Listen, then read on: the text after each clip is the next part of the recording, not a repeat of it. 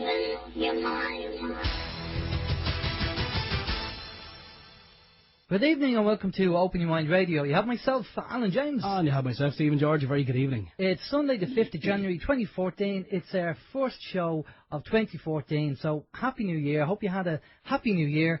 And we're glad to be back after the Christmas and the New Year, I think. Yeah, I can't wait till tomorrow now all the Christmas trees and all the decorations come down. Mine are down already. Yeah, well, there's a name for people like you, but I won't use it. Organised. Well, that's one word, yeah. Yeah, it's not the one I'm thinking of. Is tomorrow supposed to be Little Christmas or something like that? Yeah, I don't even know what that is. What is Little Christmas? I don't know. I asked someone who worked today. I said, "What is Little Christmas?" And they said there was a kind of a pause, and someone said, "Is it when the three wise men brought gold, frankincense, and myrrh?" I go, "No, I don't know." Oh, I don't know. Don't ask me. Anyway, Little Christmas apparently January 6th. Good evening, welcome, and thanks for tuning in to OYM Radio. Now, before we get on, we'll just let you know that our guest tonight is a chap called Kevin Flannagan from Tinasaur. Is an Irish website. They also have a radio station as well, and they're out there promoting. Well, I actually won't go into. We'll clarify that with Kevin actually, because I don't want to say things that are and what might be wrong, because we've been, certain things have been bandied about as to, the law and understanding the law and the way the law works and everything else. So we'll leave that to Kevin, and he can give us in the definition of Tinasaur and what he's doing there. But before we do that, we'll find out what the communication channels are. Okay, Mary, communication. The communication channels are email info@oymireland.com, by phone 046 927 1212, and you can also contact us direct through the OYM chat room. 046 927 1212. If you want to ring in from outside the Republic of Ireland, it's 00353 46 927 1212. Also, if you are listening on the OYMradio.com, well then you don't have to do anything. But if you're listening on any of the other streams and you want to ask questions or pose questions for a guest this evening, log on to OYMradio.com and click the live chat button on the left-hand side. I'll do my best to monitor the MSI chat as well, but over the past couple of weeks I have been having issues monitoring that chat. There's been kind of flash issues or God knows what, gremlins in the machine. I will monitor it. If I can't, well then it'll be the OYM chat for the questions. Alan. Right, Steve. Well, needless to say, before we went live, we were talking to Kevin, and we were just talking about the actual storm that's coming into Ireland tonight, apparently. And they even have a name for it. It's called Christine. And this storm is going to be quite serious. Now, where we're located in Walton's Mountain, we have a yellow warning, but there's a lot of counties on the west coast of Ireland that have an orange warning. And I'm sure there's places that will probably have a red warning as well. And Kevin was just telling us about things that he heard what happened with the weather there last week, during the week. So it looks like we're going to be in for it again. I don't know how bad it's going to be in the UK. But tonight now has been pretty bad with rain. Steve, you were in it. I mean, how bad was it? I was in the rain. Dancing in the rain. Singing in the rain. Driving in the rain. Yeah. No, we were on our way home from Dublin there this evening, and the rain was coming down. It was, I think the best word to describe it would be torrential. It was coming down, and even with the wipers, the windshield wipers on full blast, it was still very, very difficult to see. So driving conditions were kind of bad at the best of times.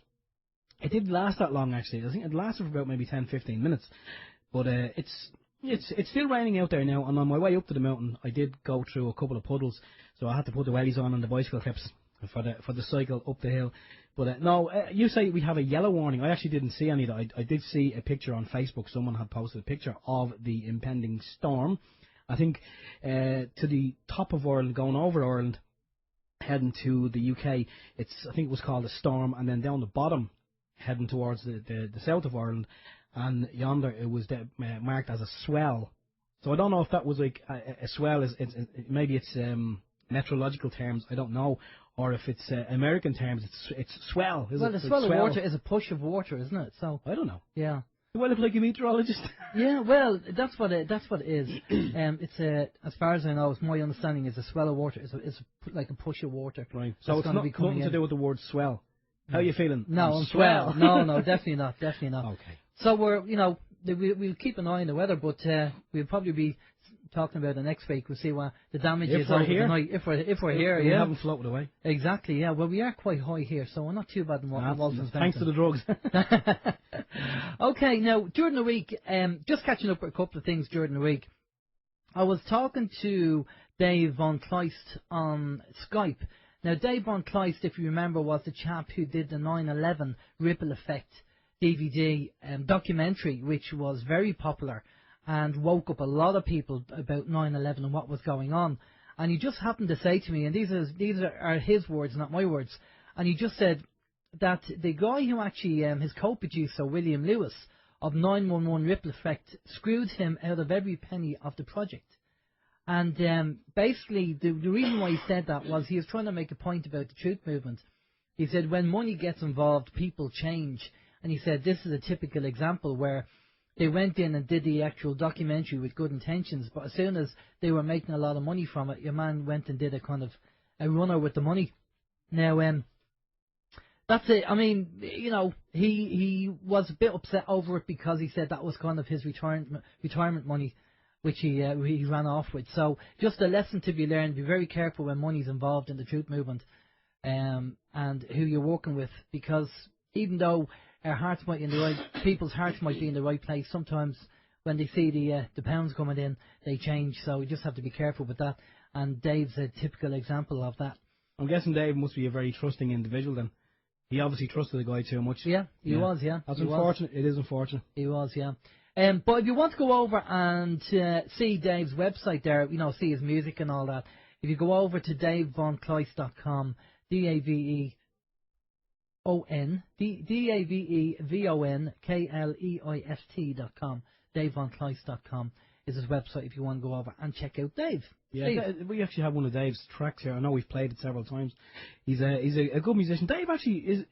Am I correct in saying Dave was the one who done the George Bush little skit for us, wasn't it? That's right, yeah. Yeah, I don't know if anyone remembers that, but Dave he does a great impersonation of George Bush, and he come on here. Well, he done a pre-record for us there a long time ago. He come on and he done his George Bush impersonation, ringing in from a bunker, and I think we were portraying. That was live. Oh, that was live. Yeah, wasn't it? that wasn't pre-record. That was live. Well, I think we were Apache Pizza, and he wanted to know would we deliver to the bunker. Yeah, he's a good guy. It's on their YouTube channel. If you track it down, you'll see here Dave ringing in looking for a pizza as George Bush.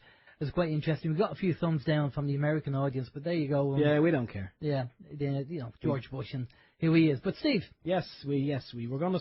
I'm gonna say Seamus Sherlock. We have been asked numerous times to get an update on Seamus Sherlock. Alan spoke to Seamus during the week. And he was talking to Seamus, and Seamus is quite busy at the moment, but he said he will be more than willing when he has a free moment or a few free moments to come on some evening, maybe even 15-20 minutes, and just give us an update on what's happening. So yeah, so you know, anyone who's wondering what's happening with Seamus, stay tuned. Obviously, you'll have to stay tuned for a while. Stay tuned for a while. Yeah. Okay, just an update for people that have Android phones and tablet PCs. What we've done is we've set up a facility where you don't have to be sitting at your computer to actually listen to the show. Through the UWS stream, the United We Strike stream, you can now download. If you go to the front page of our website, you'll see there's an option there saying XIIA Live Android Player. So if you download that Android player, and then you download the PLS file, the WinZip PLS file, you'll be able to hear not just only United We Strike, but you'll be able to hear OYM as well on your Android phone or on your tablet. So if you are somewhere where you can't get to a PC, don't worry. If you have your phone and you have your tablet, you can actually listen to the show United We Strike or OYM. So it's just a basic app. There's not designed there. It's not a designed app. XIIA Live Android Player is a free player that you can download from the Play Store on Android. And the PLS file is just part of the United We Strike configuration that you can use. And as we stream through United We Strike anyway, it means from 7 to 9 every Sunday you'll hear us on it. And then it'll revert back to the 24/7 United We Strike Radio Marathon. Just in case anyone is wondering, will that work on that PLS file? Will that work on, say, iPhones or Apple devices? Well, do we know? Well, as I said to the guys on UWS, I'm not rich enough to have an iPhone, so I couldn't test it. But if you find the equivalent kind of player on the iPhone Play Store or the App Store that can play a PLS file, then there's no reason why you can't do that on the iPhone as well. Okay. There you go. That's good information. So, yeah, a little bit of homework for someone there who's lucky enough to have an iPhone. Excellent. All right, Steve, how's your week? Well, not too much happening in my week, as you know. It was back to work on Thursday, and quite busy it was too. It's amazing. You enjoy the Christmas break, but when you go back, it's you have a lot to catch up on. But yeah, it was nice to get back into normality, if you like. And although Thursday felt like Monday, Tuesday or Friday felt like Tuesday, and Saturday, I don't know what the hell was going on Saturday. My days are all mixed up. But anyway, that's neither here nor there. I've only got one thing really to mention this week, and this is a shout out to my mother who was listening to the show. I spoke to her during the week, and anyone who was listening last week may have heard me talking about a hair in a mince pie. And I was informed during the week that it wasn't a hair in a mince pie, it was mould on an apple tart. Yeah, well, okay. Do you remember you were saying, you gave us a story last week about the couple of incidents that you had chain stores in the city, and the way you were treated, or ill-treated, I should say. Well, I think I was talking about when you get your teeth into something, you're kind of like my mother, when she gets her teeth into something, she, you run with it, and she runs with it too. And just when I mentioned the mince pie, she said, she actually rang me during the week and she says, I was just listening to the podcast, she said, because actually my mother does listen to the show, as does my father. Yeah, it's amazing, I know. But she said, what were you talking about, a hair in a mince pie? She said, I've no recollection of that. And I says, it's a long, long time ago. Maybe you just don't remember. She said, no. I do remember mould on an apple tart, Johnson, Mooney and O'Brien. Okay, right. I was about 7, probably about somewhere between 7 and 10 at the time. But there we go. Big shout out to my mother. And did you get more tarts? Did you send them back and get more tarts? I think there was like a hamper or something sent out. Of course, I could be wrong there. There'd be another phone call during the week saying, what are you talking about, a hamper? It wasn't a hamper, it was a fiver. I don't know. All I know was after that incident, there was kind of an embargo in our house. You didn't buy any Johnson, Mooney and O'Brien products. Okay, for years after. Right, okay. Anyway, that's it. I'm not gonna waffle on. How was your week? Not too bad. Just a couple of things. Again, we were talking about the weather and some of the statements made during the week saying the River Liffey burst its banks earlier this afternoon near Guinness Storehouse and Euston Station, choking up traffic on the quays. Flooded seawater encroached on the businesses in Clontarf. Dublin at high tide today, breaking past the seawall. Salt Hill in Galway was hit badly by rising waters, along with parts of Mayo suffering extensive damage. Galway docks and the area around the Spanish Arc were also flooded. And flooding at the Eastlink toll bridge in Dublin caused it to be closed this afternoon. You see that picture of the Eastlink? Wow. Yeah, I know, yeah. I mean, it's incredible, isn't it? I wonder, actually, I think when I zoomed in on the picture, there was a car actually up at the toll. I'd love to know, how did the car get up to the toll? Did it sail up? Because it must have been there. Yeah. And obviously parts of Cork, because Cork's in a bit of a bowl shape, isn't it? So parts of Cork were badly hit last night by rising waters from the River Lee. A number of homes had to be evacuated. Businesses and homes in the main street of Furness in County Limerick were damaged because of flooding from the Shannon estuary. I mean, the weather's been unbelievable, and we're going to be in for it again tonight. So, yeah. I mean, hold on to your britches, really. So what are you saying? We might lose Cork? I don't know. I don't know. You never know. I don't know if it'll be a loss, really. I think you have to be careful. I don't care. I don't care. Come here. Speaking, when we're talking about all this devastation that's going on, really, the floods and the water and the weather, isn't it kind of amazing that you're saying that the storm that's coming, they're calling it Christine? That's right. Take the I&E off the end of that. Where have we got? I don't believe you have to pick up the paper to do it. No, because I'm thinking of other things. You know how my mind works, Steve. I'm 5 paces down the road already. Your mind is like a Pentium processor. We take off the I&E from the name Christian, you have Christ. Is this the second coming, Alan? Hey, there you go. We'll never know. We'll have to wait and see. But for the time being, we're going to bring in our guest anyway. Now, as we said, Kevin runs a website called Tyrannosaur, and also they have a radio station as well. And I'm not going to go into detail because I'll let Kevin tell us about it, because I'll probably go and muck things up anyway. So without further ado, we'll get Kevin in. Good evening, Kevin. How are you doing? Good evening, fellas. Thanks a million for having me on tonight. Yeah, no problem at Hello to all. all your listeners. Cheers. Thanks a lot for coming on. Much appreciated. Kevin, as you probably heard me say there, I don't really want to put my foot in it because sometimes it gets to the stage where you don't know what's the best thing to say because somebody's going to disagree with it. So I'd rather you tell us what you know about Tyrannosaur and the radio station and what you stand for and what you're doing. Okay. Well, probably the best way to start that then would be to read out our mission statement because that's really our motto. Tyrannosaur aims to provide information to people who wish to empower themselves with knowledge necessary to stand up for and exercise their ancient rights. We aim to educate ourselves and others on the true nature and purpose of law, how it applies to you, and how to go about taking your life back. We recognise the importance of healthy and sustainable living, growing of food, permaculture, free and renewable energy, community spirit, and spiritual growth. We never advocate violence.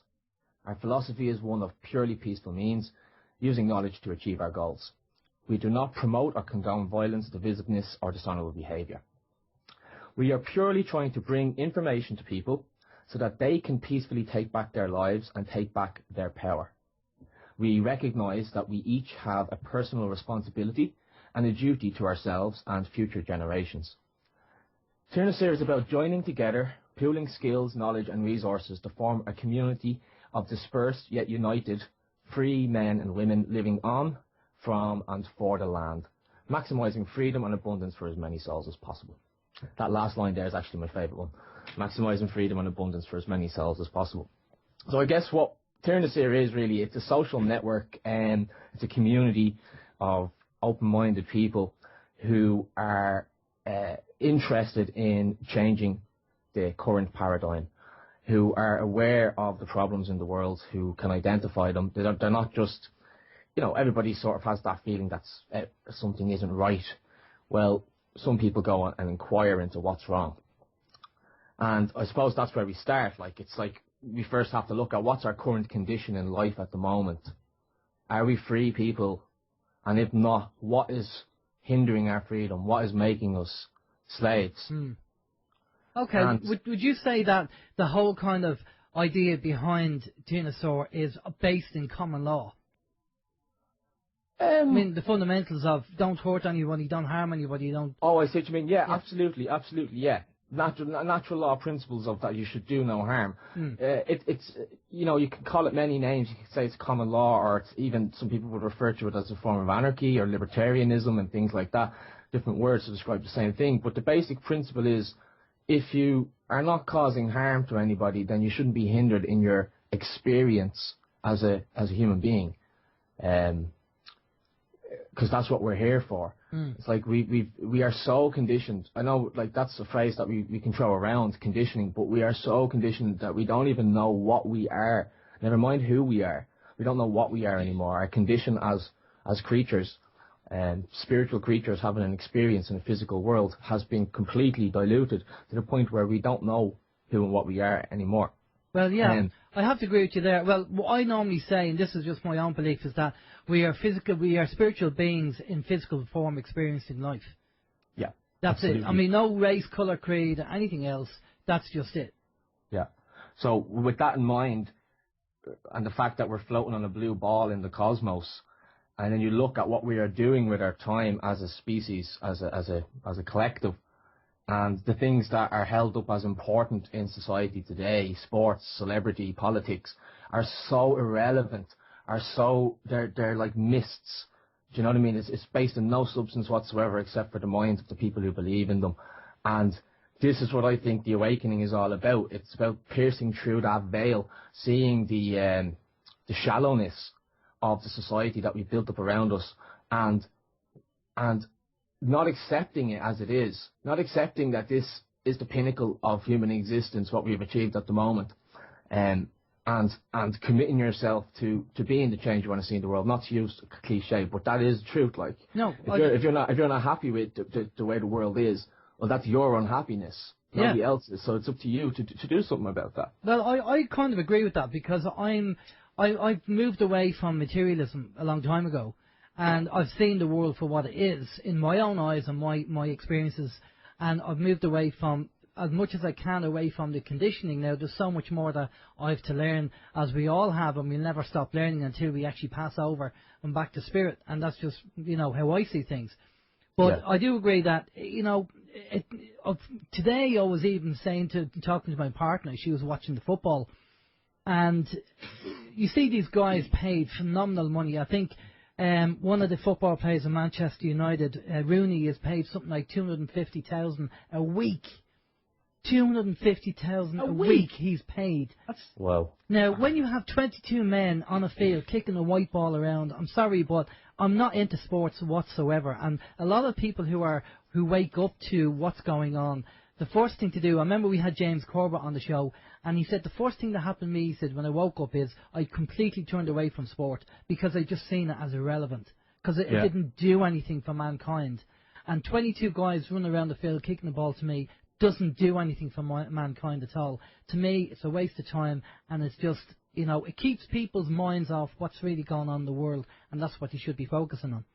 Absolutely, and it's like that quote from Caesar, give them bread and give them circuses and they will be at peace, keep the people fed through welfare system and keep them entertained, and they're not going to engage in the pursuit of self-knowledge and self-awareness, and they'll be cattle.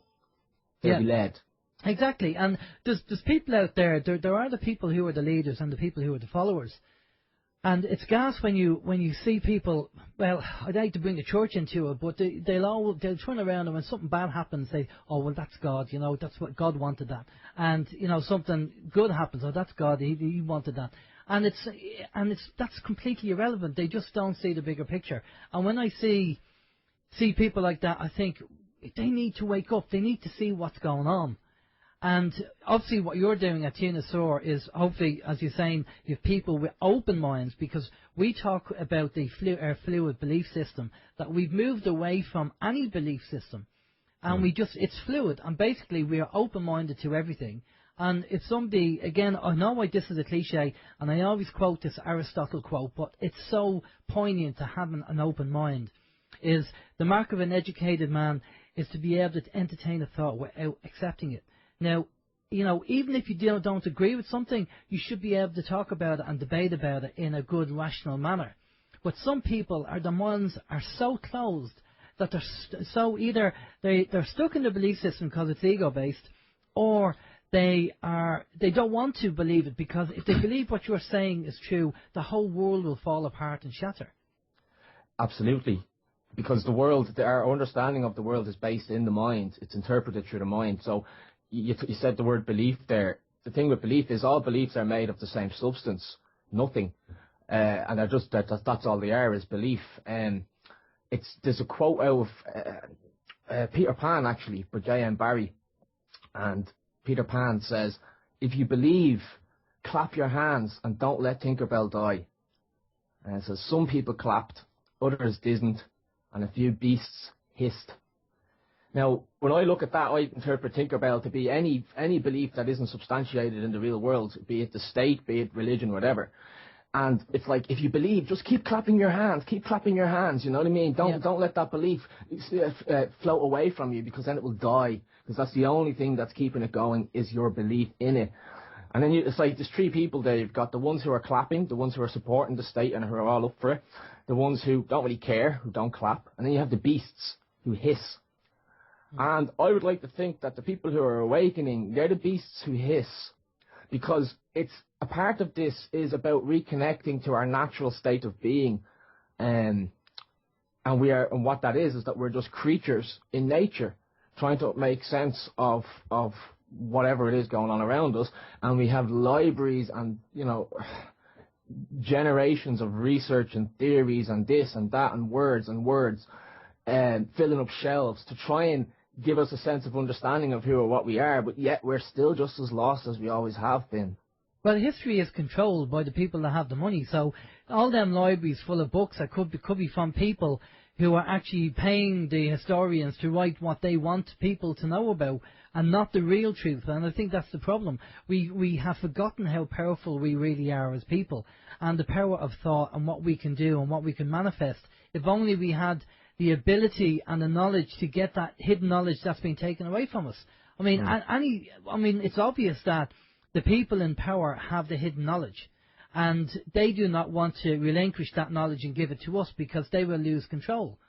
And what we need to do is obviously try and what's happening now, and I feel maybe 2014 is going to be a good year for it. Maybe the walls are crumbling down. Definitely the consciousness level of the planet is rising. More and more people are beginning to wake up and go, hang on a minute, we're not having any more of this. And people are beginning to make a difference and make a change bit by bit. Even myself and my circle of friends and family, I'm amazed there. Even, you know, people that you wouldn't think are coming out and saying even small things. And you're going, that's brilliant, you know, but the crack in the curtain is beginning to get bigger, and they're beginning to look and see what's going on and see the cracks in society and what's happening. You know, people believing that, oh yeah, you know, like Enda Kenny, let's get him out and let's get Labour in, or Fine Gael in, whatever. I mean, it's irrelevant who we get in. They're all from the same mould and they're all going to do the same thing because the system is designed not to work so the people at the top can keep control and make more money. Yeah, exactly. Well, I think it's like when you're saying there the different government, Labour and Sinn Féin, whatever political party or political model you want to get in, you're hitting the nail on the head. It is absolutely all the same because it's like that's the detail, you know, that's just the detail. And the issue is actually, it begins before we start looking at the details. It begins in our giving away of power and the belief that we think we need to give our power away to another group in society in order to have a better life or whatever it is. A couple of interesting words, like we call the state a state. What's a state? It's a state of mind, a state of consciousness. It's so another word. Well, you could look at the word government. I'm sure you've come across this before as well. Govern comes from the Latin guber. Ment comes from the Latin mind, like mental. So you've got mind control. Govern means control. Guber, mind control. And it's a state of consciousness. So you have ministers of government, ministers of mind control who are using words, only words, to create a reality, a belief system that we all buy into. And when we buy into anybody's belief system, whether it be government or anything else, we are giving our power away. We are disempowering ourselves because we are taking somebody else's word for it. If you were to equate it to a court situation and you're the judge, you're accepting hearsay evidence. You're accepting flimsy evidence to base your conclusions of reality on. So, you know, if people are free to choose that, people are free to choose that, that's okay. My problem is when people choose to opt out, which is, I suppose, what TurnerSeer.com has promoted for nearly 5 years now, that idea of opting out and changing your life and living a different way.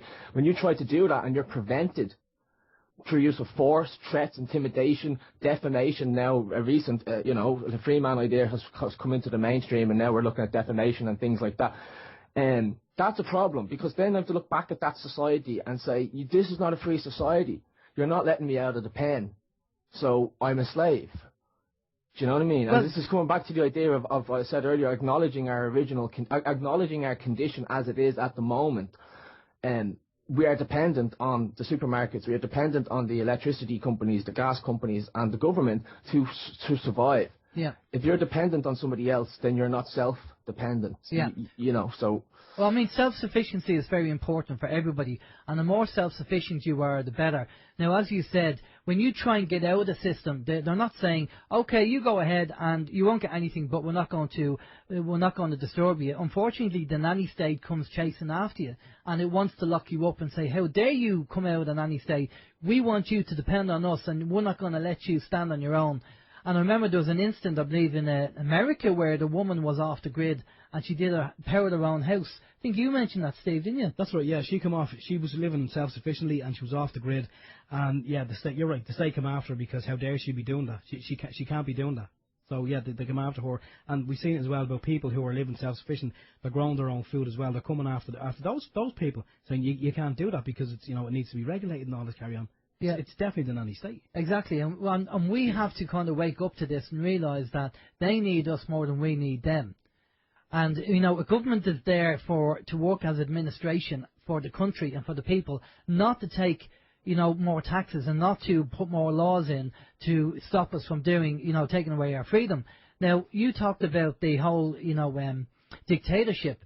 Now, I mentioned this on the show before, and maybe you'll agree with me, but even going back to looking at the law, And if a policeman stops you, or you start talking to a policeman, you say, well, are we living in a republic or are we living in a dictatorship? And of course, people will say, well, this is called the Republic of Ireland, so we must be in a republic. And you think, okay, so we're in a republic. That means that the people have the power and the government have to do what the people say. So that means that that means we're being governed by consent. Which then means that if we're governed by consent, it means that only if we consent to what the government wants us to do, shall that apply to us. As the maximum law says, consent creates the law. Absolutely. But yet, when you go in, when you approach a subject and you say that, they go, oh no, you're talking crap, we're going to arrest you anyway, Yeah. Can I just comment on that then? The consent does make the law, but we need to take into account the full political model as it exists at the moment. And I'll just say, you mentioned about the Republic. I'll comment on that first, because it's called the Republic of Ireland, but if you look in the Constitution and find the word Republic, it's not there. The Constitution is the foundational document for the state, the main one. Everything else after that is declaration. If it doesn't say in the Constitution that the state is a republic, it isn't a republic. Oh, so okay. you go to the Government of Ireland Act, which I believe is 1947, which would have been the Republic of Ireland Act, 1947, Section 2, it says, the state shall be described as a republic. Now, if I have an apple on the table here in front of me, and I tell you, I'm going to describe that apple as an orange, and then I say, would you pass that orange to me? It's still an apple. So we can call this political model a republic, we can call it a monarchy, we can name it whatever we want. We need to look at the actual mechanism of how it works to describe what it is. And what we have is a democracy, which is different. We have a group mind. We have popular sovereignty. There's no such thing as sovereignty, individual sovereignty in our state, in our constitution. It's not recognised. We have collective sovereignty, where the whole sum total of the population is considered one mind. And when we have a vote and 44% vote one way and 56% are voting another way, the government, the mind control, will go with the stronger favour. But as individuals, no, you don't have sovereignty. You're not respected as an individual. You are a subject of the state, and that's the only way the state has to interact with you, as a subject. Now, the consent does make the law, but where does consent come from? Does it have to be every act and every piece of legislation that is presented by the government, that you have to consent to that? I used to believe that was the case before I went and studied the law. My perspective on that now has slightly changed. Consent is required in a lawful, just society, but the consent is assumed by the Constitution, because majority of the people out there, I'm certain, of the Irish people, will believe that they are one of the people of Éire. They would say, we the people of Éire. The Constitution, the preamble of the Constitution, which is just words, says, we the people of Éire hereby adopt, enact this Constitution unto ourselves. Adopt and enact this Constitution. So what that is there is, if you associate yourself in your mind as being one of the people of Éire as described in the Constitution, that group, well then you have accepted the Constitution wholeheartedly. And what that means is you accept everything that comes out of the Constitution. You accept all legislation, you accept the Taoiseach, you accept it all, until such time that you can prove that the act or legislation was unconstitutional. Every piece of legislation is presumed constitutional until the contrary is shown. So every piece of legislation is presumed to be consented to because you consent to the Constitution as being, quote unquote, one of the people of Éire. But who agreed that I consented? I didn't sign anything to say I consent to be one of the people of Éire. Where's the paperwork to say that? Yeah, and that's the point that I would be focusing on. You're dead right to say that. Are you one of the people of Éire as mentioned in that contract, which is what it is? No. But you don't have, contracts don't always have to be in writing. Contracts can be verbal. Of course, yeah. And they can be implied. They can be explicit, as in me and you agree and we write it down and we sign and we have a contract that's explicit, or it can be implied. If you are acting like a citizen by applying for different things, grants, welfare, licenses, permissions, and you're engaging with the state in that capacity, then why wouldn't they assume you're their subject? Right. You've given them no reason to think otherwise. So it's like sort of like they're basing all of the consent is based on the assumption that you have consented. Have you rebutted that assumption? And how do you rebut it? Do you know what I mean? Well, I was going to say, I mean, say somebody comes over from, say, I don't know, any country, say France or Sweden, right? They come over, they're not Irish, but they come over and they decide to live here. Does that mean the fact that they're living here are now automatically tasked as part of the state, part of the people? See, not necessarily. It would be more to do. This is sort of going into international law. The obligations that states have to each other, and the obligation that they'll have to treat people who come into their state as, as agreed. This is what the EU does. The EU changed all of that, so everybody in the EU has to deal with each other in the same terms. If you go to Germany, you have to be treated exactly like a German citizen. But if you're, say, a refugee coming from a war-torn country, different rules apply. But the government Constitution doesn't apply to you as such. It applies to the government.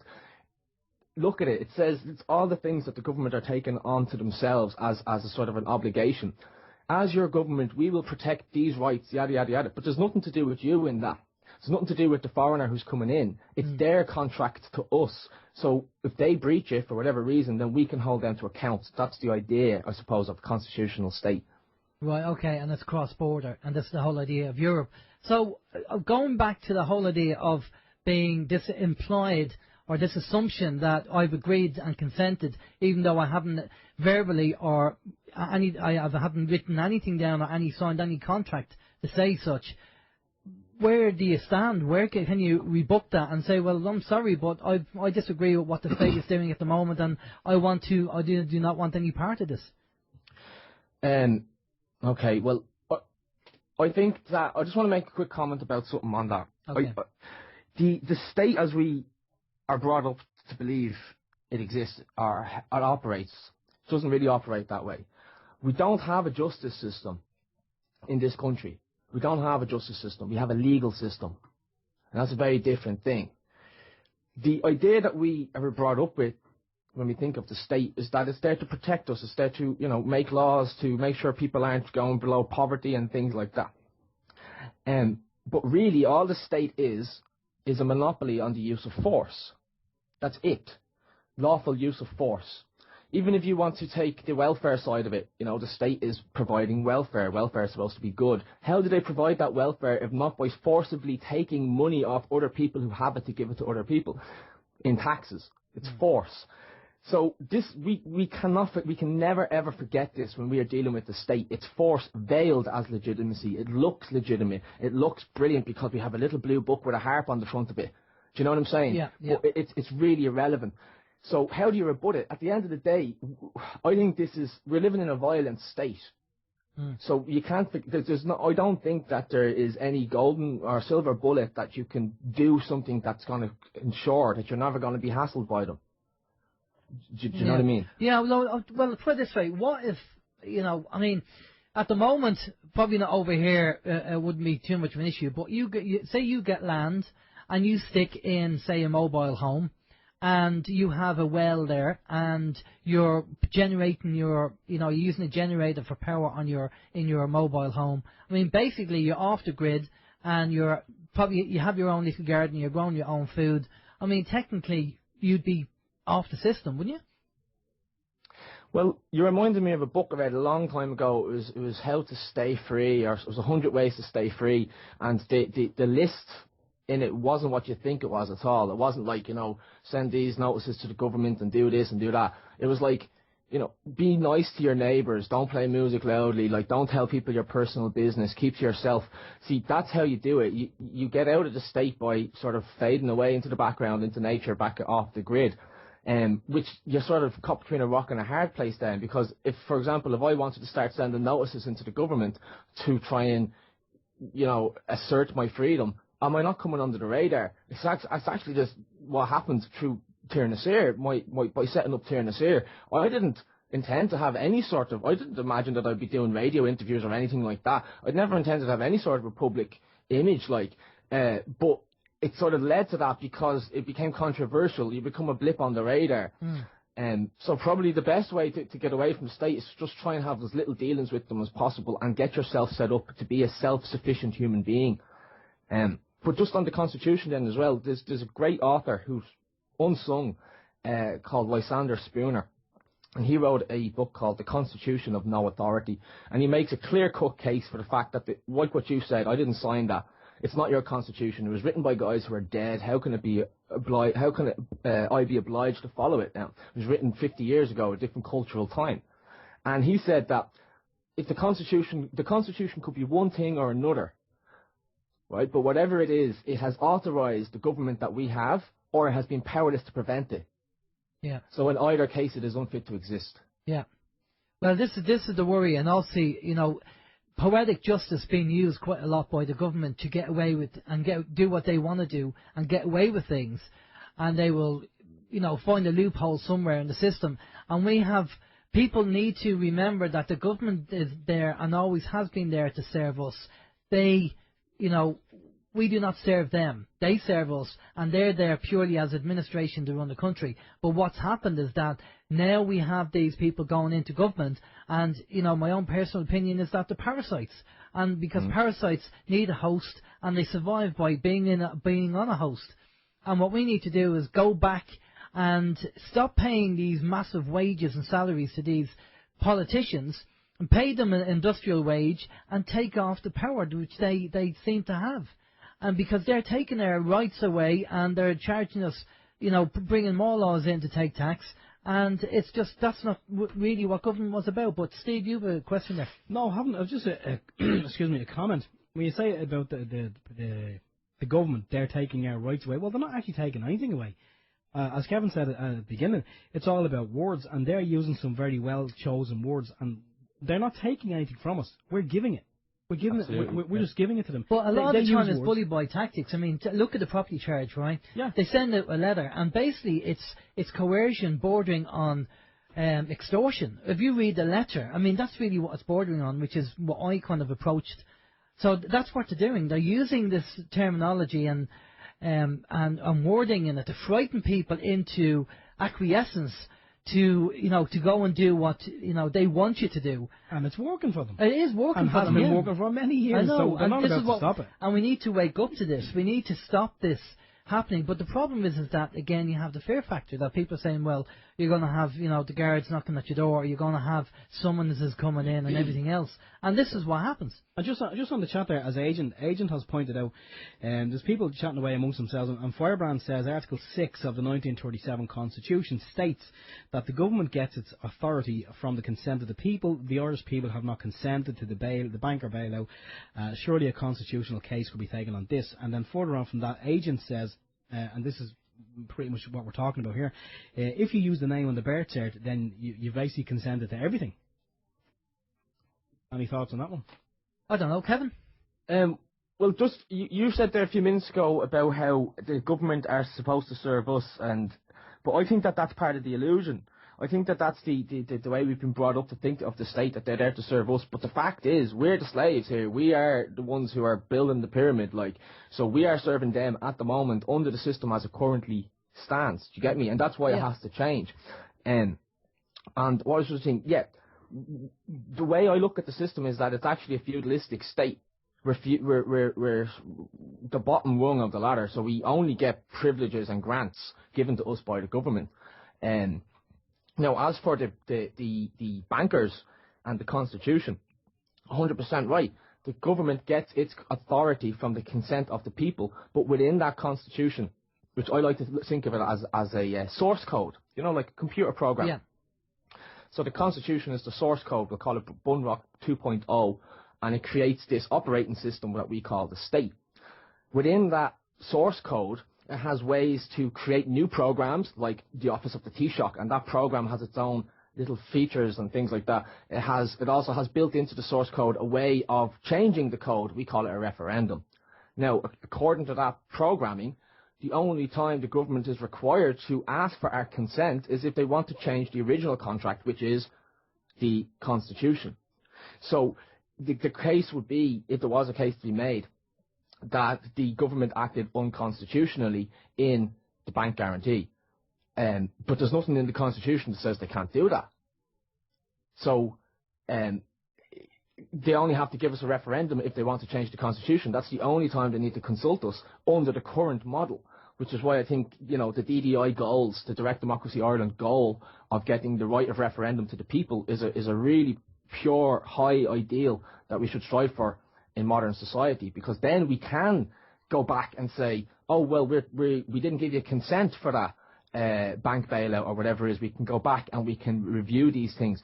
But unfortunately, the way the state is set up, we don't have very many, we don't have much power in the Constitution, because the Constitution doesn't give you your power. Yeah. I remember I did a presentation before, and I was going into, I might talk about this if you want me to, magic and words and how it's all used. And I asked people, do you believe in the Constitution? Why do you believe in it? Like, what, and it just to get down to that point that it's purely your belief that this book is somehow protecting your rights.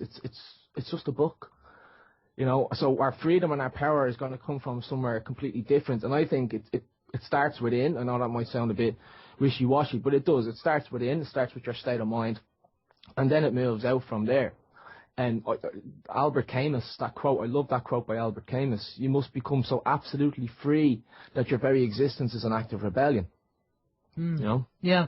I totally agree, and it is concerning that, and people have that perception that the Constitution is there to protect us when, as you say, it's only a piece of paper. But there is a comment here on the chat from Snowflake, and I have to agree with him that, he said, look, the government has broken every rule, and they want me to abide by the rules. Sorry, it's not going to happen. I no longer see the state as anything to do with me. I will not pay scumbag bondholders. I mean, you have to admit that the government have been bending the rules and breaking the rules left, right and centre in there, and they perceive it as they're doing what's best for the people, but the majority of people don't want them doing what they're doing. Yeah. Well, and what does that say about our condition? We're not free. Yeah, exactly. Well, I mean, would you then say, the fact that I mentioned that we are called the Republic of Ireland, it's only a name, the fact that we are now at this current stage in a dictatorship? Well, how would you define dictatorship? Well, I suppose it is a dictatorship. Because if it's just the dictates of a small group, or it's more of an oligarchy or something like that. But I think what you're saying is are we disempowered to the point where the government is in total control? And I think the answer is yes, and it always has been. And it's not a new thing. This is not a new thing. This is going back to monarchy. This is going back to empire, long time. But with the illusion of freedom, when Ireland was signed back over to us by the English, and one flag was lowered and the other flag was raised up, what really changed? Nothing changed. The administration stayed the same. And just on an interesting point while it pops into my head, up in Dublin Castle, which is where this happened, this changeover of power happened, you go up there today and have a walk around, and you go into Dublin Castle and you'll see on top of all of the lights on the chandeliers, you'll see a phoenix. And a phoenix is an occult symbol that means rebirth. And what it implies is that if it relates to the changeover of power, it implies that the phoenix of the British government died and was reborn again as the so-called quote-unquote Irish government. Yeah. But when I look at that, and I'm actually writing a book at the moment on the Brehon Law, so I'm doing a lot of research into the past, into the demise of the Brehon Law in Ireland and all these things that happened.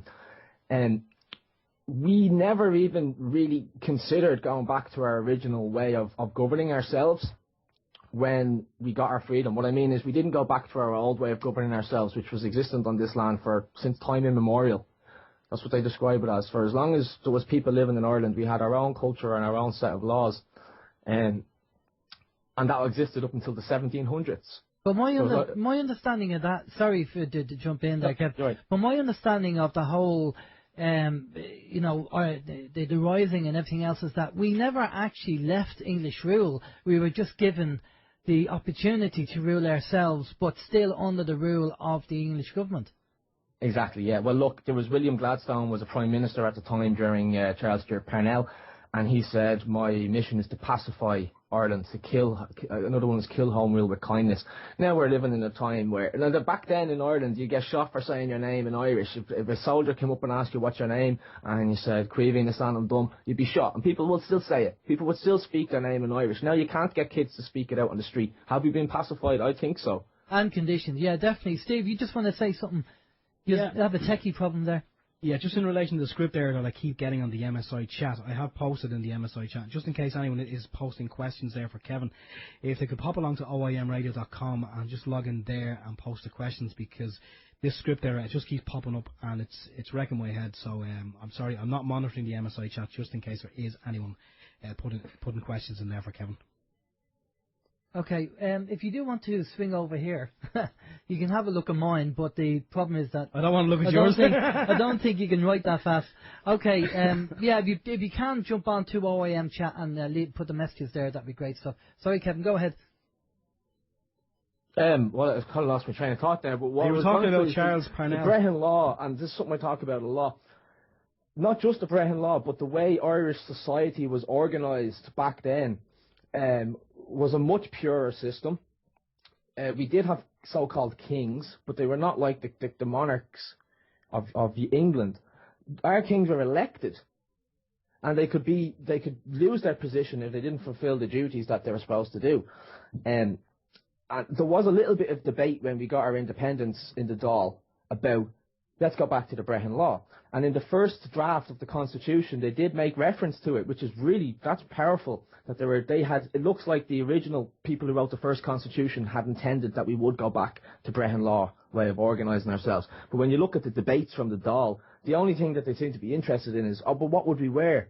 Like, they were concerned that, like, the common law had become so established and the tradition was there and they wear the black robes and the wigs, and they're like, but what would we wear now? Like, what did the Brehons wear? Would we wear green robes or would we wear brown robes? Really silly discussion. Yeah. But on 1916, like, I think that what happens in every country when there is a movement of resistance or a movement of a rising, then elements are sent into those countries under the guise of being there to help, but they're really there to divert. I think that a lot of people were perhaps misled in events around those times, and we are now only, nearly 100 years later, starting to look and see that the revolution isn't finished. We didn't get what we had hoped, and it's not time to sit back and relax and sit in the pub and sing the rebel songs, because the rebellion is still ongoing. Well, I don't know. I mean, I suppose in a kind of sense it is, but again, you kind of have to live and let live as well to a certain extent. I mean, that's what I kind of, as you say, your mission statement says you don't condone violence. Perhaps rebellion might be the wrong word to use because of connotation. I don't mean it in a violent sense, but I mean that the work isn't finished yet. Yeah. We haven't got our freedom. Well, it'd be great if we went back to Brehon Law. I think away from the current system, because the current legislation. I do like the guide that you had out there, where in a kind of simplistic way, which is the way it was broken down, which is very good. Is you have God, you have man, and beside man you have common law. Then under man you have government. Then you have acts and statutes, and that kind of explains it in a nutshell exactly the way things are. And this kind of the natural law versus positive law, and we should go back to natural law, because this positive law, the acts and statutes and legislation and legalese, I mean, the amount of laws that have come in from the British system because of that is, I mean, I know people will argue the point and say, but you need laws, otherwise people will break the law. But if you look at the Brehon Law in the way it's actually laid out, it kind of covers everything really, and it gives the responsibility to the person rather than the nanny state. Where you could have Michael Schumacher. Although I hope he's okay, but he could be driving a car in Ireland along with a granny who's 80. And he's classed as the same skill level as her, which is ridiculous, because they're two different people with two different levels of skill. But the nanny state looks at the weakest and then makes the laws, it seems to anyway, make the laws based on what happens to the weakest in society. or the most vulnerable, or the people, like say, I just pick driving for one instance, but there are people out there who are very good drivers, but there are people out there who are very bad drivers, and the nanny state will look at them and go, right, okay, we're going to base the law on them, not on the people who are good drivers. And that's the problem. It takes the responsibility off the bad drivers and puts it on the nanny state. Where if they took the responsibility and said, all right, whatever happens, I am responsible. Whether I kill myself or something happens, I have to take responsibility for that. Exactly. And that's the problem. In a nutshell there. It's like if I've used that example before, you could have a taxi driver who drives for a living, incredibly safe driver, who's been driving for 20 years, never had an accident. Now, if he gets in his car and drives 5 minutes down the road to the shop without a seatbelt on, he's a criminal. Exactly. In the nanny state. You know what I mean? It's ridiculous. But the libertarian viewpoint, or the viewpoint of freedom, would say that, yeah, if you get into that car, it's your responsibility. If you have a crash and you hurt yourself more because you don't have a seatbelt on, well, that's your responsibility.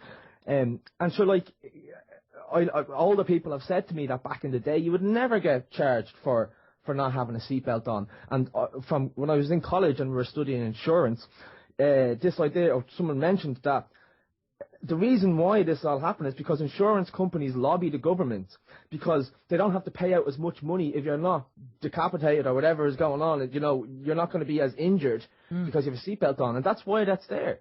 Do you know what I mean? So it's all collusion, it's all this sort of stuff, and it comes down to the fact that the government see us as incompetence. Yes. And in a sense, some of us are. Yeah, no, I agree. And in a sense, some of us need that nanny to tell us what's right and what's wrong. But then other of us mature and want to leave the household and get the nanny to finally cut the apron strings. See, it's kind of weird. Like the state, it's almost like a misplaced love. You know what I mean? Yeah. They're doing it out of kindness, it appears, but they're just doing it in the wrong way, and it's causing harm. Definitely, and it does. And of course, if you get pulled over, you don't know. I mean, what we're trying to do, obviously, when you get stopped by the police, is say to the police, listen, I'm outside the nanny state, you're okay, you don't have to bother me. I'm away from that, I'm taking responsibility, and I'm making the choice not to put the seatbelt on, and I'm deciding not to do this, but it's my choice. Yeah, but if you're in the car behind the wheel and you have a driving licence, then you can say what you like. You're bound by the rules and regulations once you have a driving licence. Well, again, it goes into the whole idea of having a licence and being volunteering for them to being the registered keeper and not the registered owner. And then that's another argument in itself.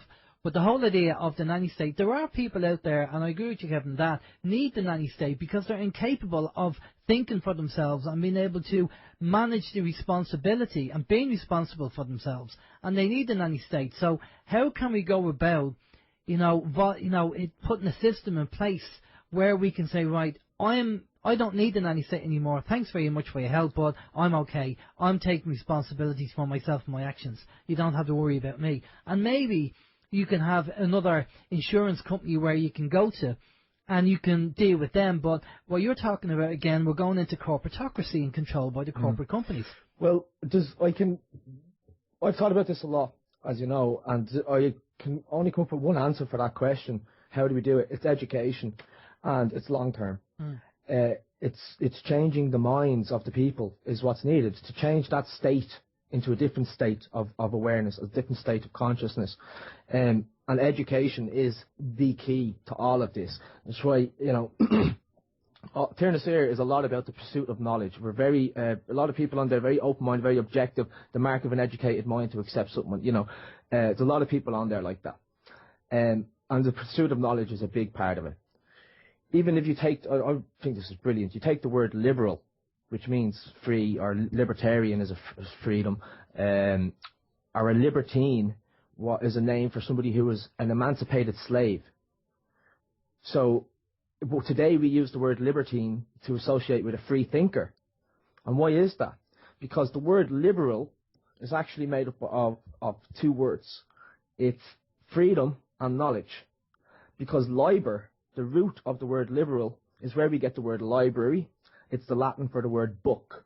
And the reason why a libertine was called that was because now that they were a free man, they had access to reading and writing and the arts, and they could therefore educate themselves, and that was the condition of freedom. an educated mind is a free mind. So that's where, to me, that's where it comes down to. And I don't really know, like, I don't know what to do. But I think that if we just keep questioning and keep putting out information that is verifiable and challenging our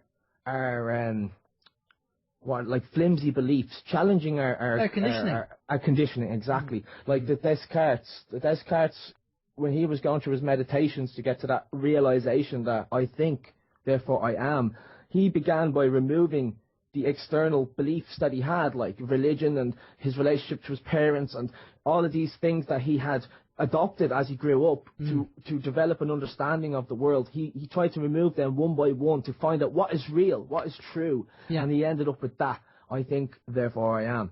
And it's a very good statement. And again, we go back to the fluid belief system, because myself and Steve stripped away what we perceived as, we've been told as kids.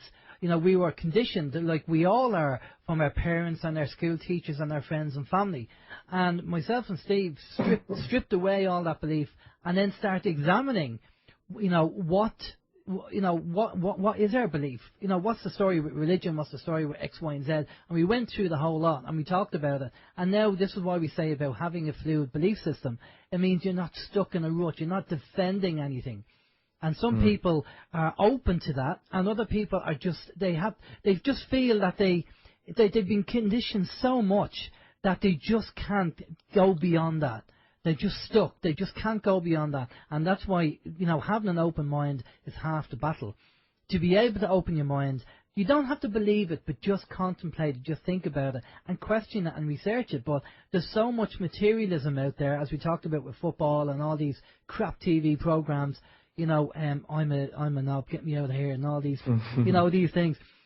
Distracting people. And of course, then you have to go to work, then you have to do X, Y, and Z, get the kids to school and all that kind of stuff. So all this is all the distraction game to stop you from free thinking. But what's happening is, because of the mass austerity, more and more people are beginning to have more time to think. And I think that's half the battle. Yeah.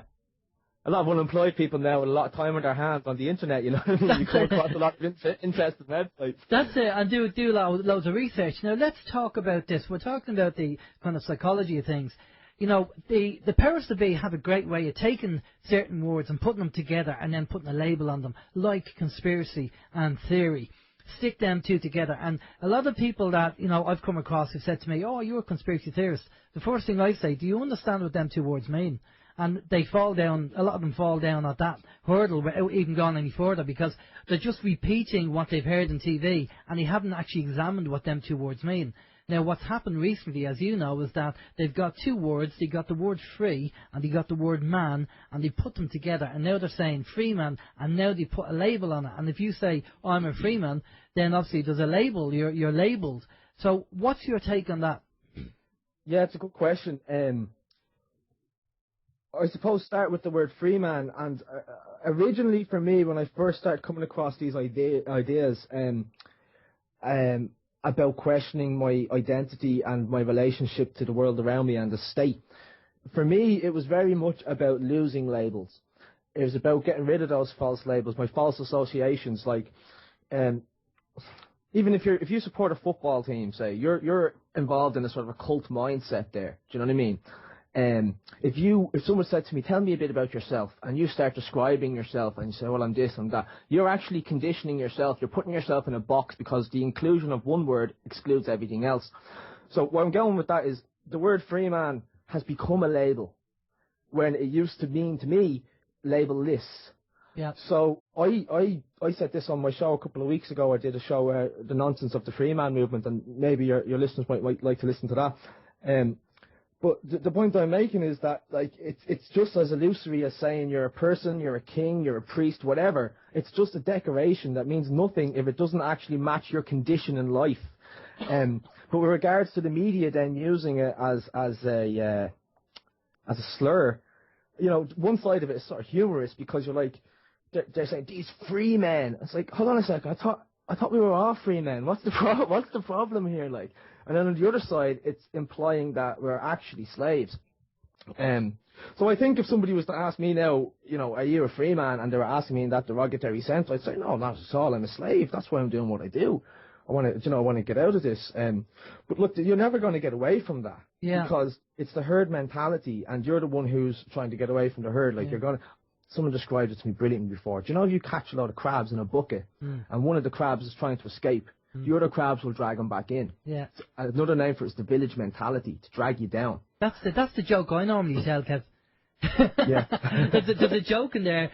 I normally tell that joke about the certain attitude that we have over here. You know, as soon as one tries to get to the top, the others will pull them down.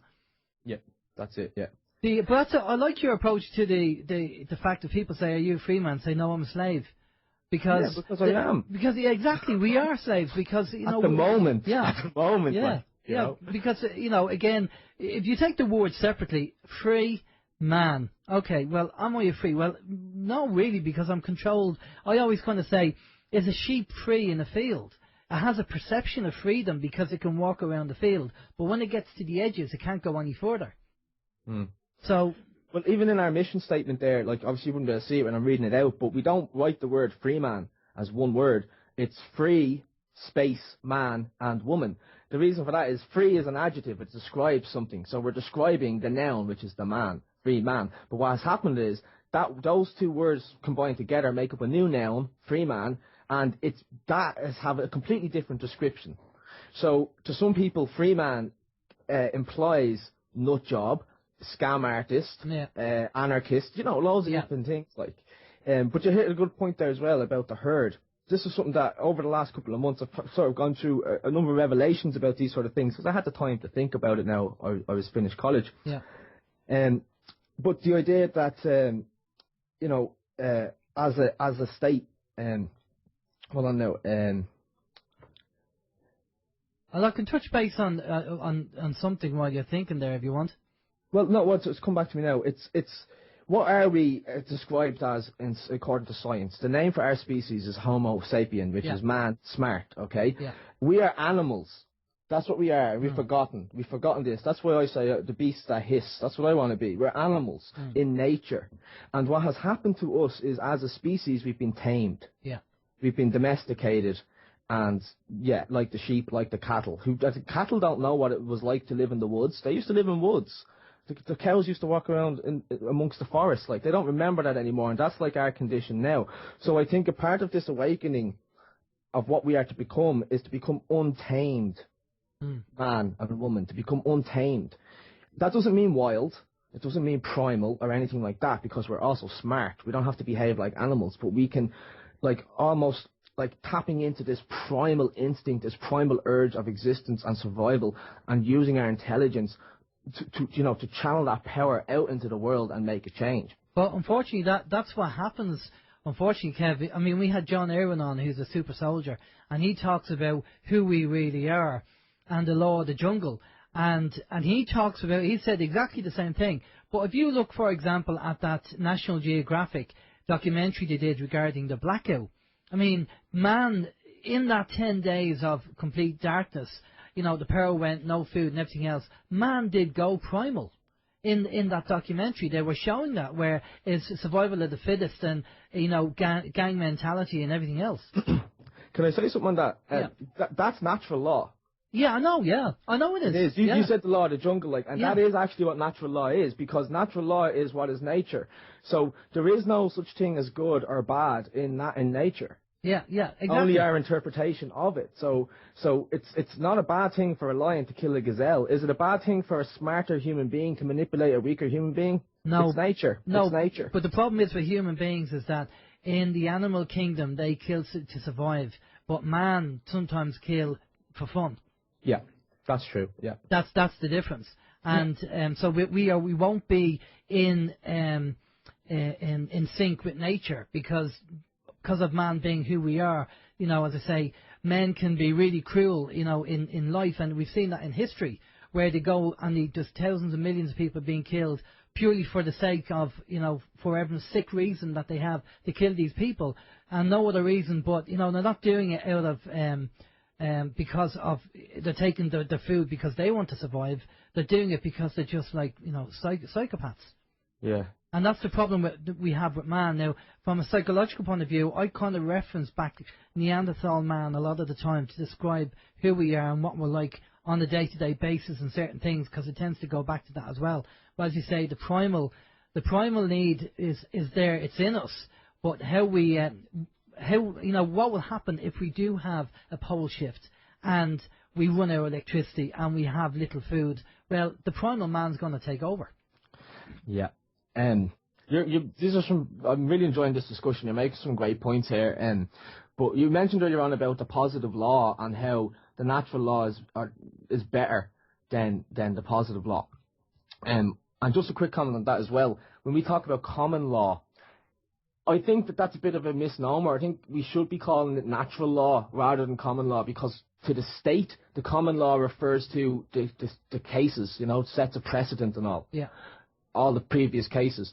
But the point is, government does not exist because men made laws. Or should I say, and neither do rights exist because men made laws. We made the laws because those things existed in the first place. Now, in a state of nature, that was Frederick Bastiat's quote, by the way. John Locke and Thomas Hobbes, who were both natural law thinkers, they looked at the condition of mankind in a state of nature, in the absence of organized society or order.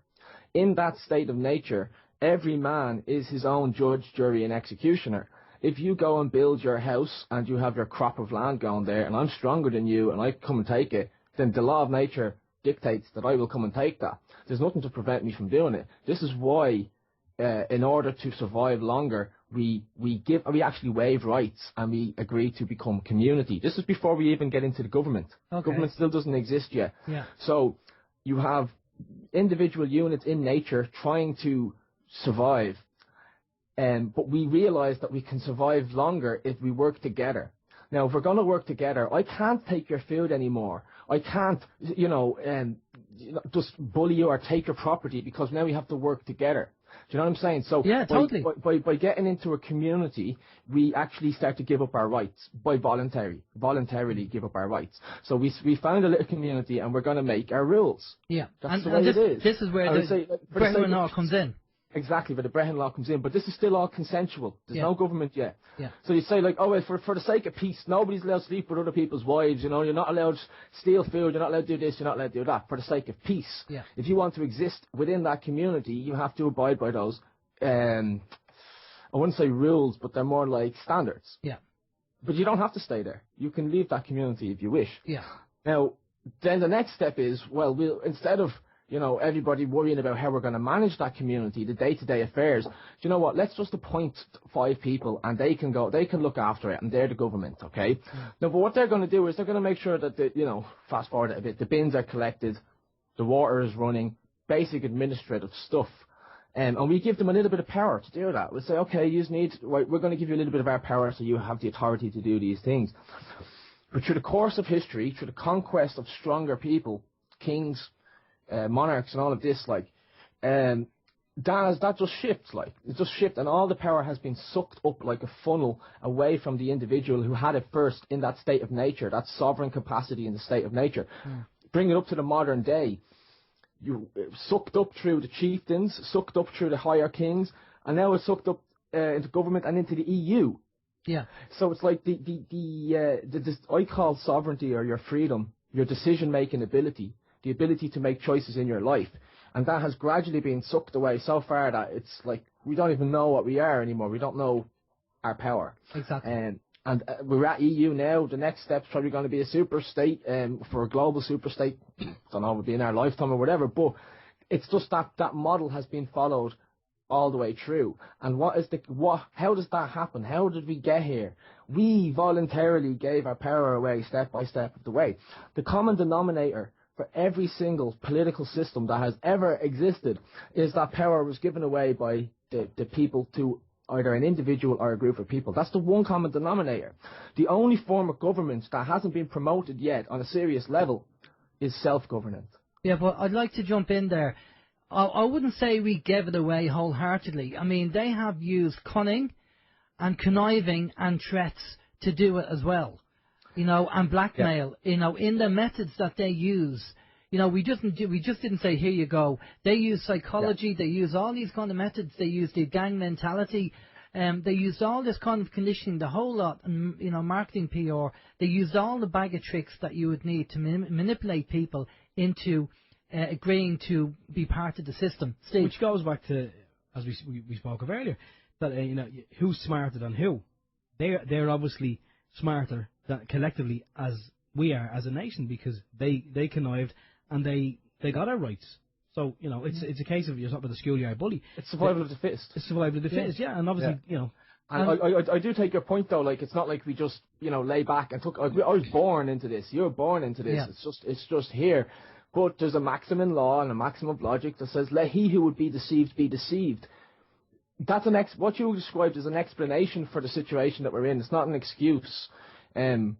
But that's not to say we should be blaming ourselves. Absolutely not, because this has been going on for thousands of years. Exactly. And it's not like me today. I've given the power over. It's just that this is the state as it has come to exist. Yeah. And they have honed the system in a way. They know how to manipulate the people and get what they want, get the result. And of course, sometimes we wake up when we're conditioned, and we wake up. We're so far into the system. We have your TV license and your car license and this license and that license, and you wake up and you think, God, man, I've just bought into this system. I just followed the rules and I did everything that I was, they wanted me to do by manipulation or whatever, because I didn't know about this. And, they say ignorance is bliss. We're always saying it, educate. Knowledge gives you choice, ignorance doesn't. And it's very important, this is the trouble. When you get so far embedded into the system, trying to pull yourself back out of it is very difficult, especially when you're settled down with a family as well, because that's all part and parcel of the system, Yeah. So it's a bit mad. But listen, I'm watching the time, and there is a subject I want to get onto, and I want to make sure that we cover. And one of the main topics, believe it or not, that I wanted to talk on the show about, but we've been so kind of going around and talking about different subjects has been very interesting. But the whole idea of one of our own, as I said to you before the show, you've gone off and you've done a law degree, and what I'm interested in finding out is, what's your perception now of their system compared to what you know? Well, I think, that's a brilliant question. I think that I've sort of speaking a little bit about that tonight. Like, what I've been speaking about the last couple of months isn't what has been the standard from other quote-unquote Freeman. My perspective has certainly changed to the point where I'm saying, well, just to continue with that analogy I was using a moment ago, in that community, when they get together and we decide on a rule or a standard, that's positive law. It's essential. It's absolutely essential to have positive law, because that's the standard that we decide to live by. The Brehon Law was a form of positive law because it was written down. Anything that is written down is considered positive. So where I went into college, very natural law thinker, I've come out a lot more rational with it, and I think that there's a balance to be found between the two. The problem is that the legislation that we have isn't constrained by justice or natural law principles. So I think going into college and then coming out to the end of it, I have a much more practical view of the state and how it operates, and therefore I can see chinks in the armour that I could not see before. I knew that the legal system was a bit of a sham, but I didn't realise how flimsy it is and how really based on belief it truly is. And then you're getting into this whole other area of judicial subjectivism. There's this famous quote by an American legal writer who said that cases are determined by what a judge had for breakfast, and that's how fickle they are. I only know. Well, funny you should say that, because I was down in the local court not so long ago. I used to sit in the public gallery and have a listen to what was going on. And I happened to say to one of the solicitors when they took a bit of a time out for family court, was this a court de jure or de facto court? And he said, it depends whether the judge got it last night or not. And that's how blunt he was. He said, if the judge got it last night, then you probably might get a fine. But if you didn't get it last night, you'd probably go to jail. Yeah. And I said, but hang on, that's not like justice. And he goes, well, you said you're going to get justice. Exactly. That's an honest solicitor. You don't hear it very often. Well, he didn't know. I just asked him out of curiosity. I said, I think I pretended I was a law student or something, and he felt sorry for me. He was being blatantly honest, you know. Yeah. Well, like, I suppose as well, another thing is, like, I went into college with a very open mind and a lot of information already in there to use as a sort of reference point. And I started to develop different theories, like, you know, just in my mind, theories of how we could actually organise ourselves, an alternative to the state. If your listeners want to check out Trina Sayers' YouTube channel, there's a video up there called A New Model for Society. And it basically gives us a model that we could use today based on sort of Breton law principles. But one of the most interesting things for me was, like, when I was a lot younger, I would have not practiced, but looked at occult books. I would have had a foundation of understanding for magic and the occult. And what was really striking for me is the amount of correlations between magical principles, occult principles, and the law. Just to give a quick example, there's a form of magic called Enochian magic that was practiced by Aleister Crowley. Some would say made famous by Aleister Crowley. And Enochian magic is all about summoning spirits. The idea is you're summoning up an angel to go off and do your bidding, your black magic work, or whatever it is. Now, to summon a spirit, you need to have a couple of things. You need to have the spirit's name, and you need to have the spirit's symbol. That's called a sigil. And you need to have the right words to conjure it. Okay? Now, so what a magician would do is they'd have their parchment, and they'd draw their spell on it, and they'd draw their symbol on the ground, and they'd summon the spirit by calling its name. Now, apply that to the state. We're spiritual beings. And when the court wants our presence, it merely summons us by sending a parchment out to our house with a magical symbol on it called a harp that we believe has power over us, because we get scared when we look at that symbol when it's on the top of a summons, and we will respond to that. And we go before the guy with the black robe, the druid, the magi. The magi is a word for a magician. The magistrate. Straight is a word that relates to strategy. So we're going before the guy who has the magical strategies.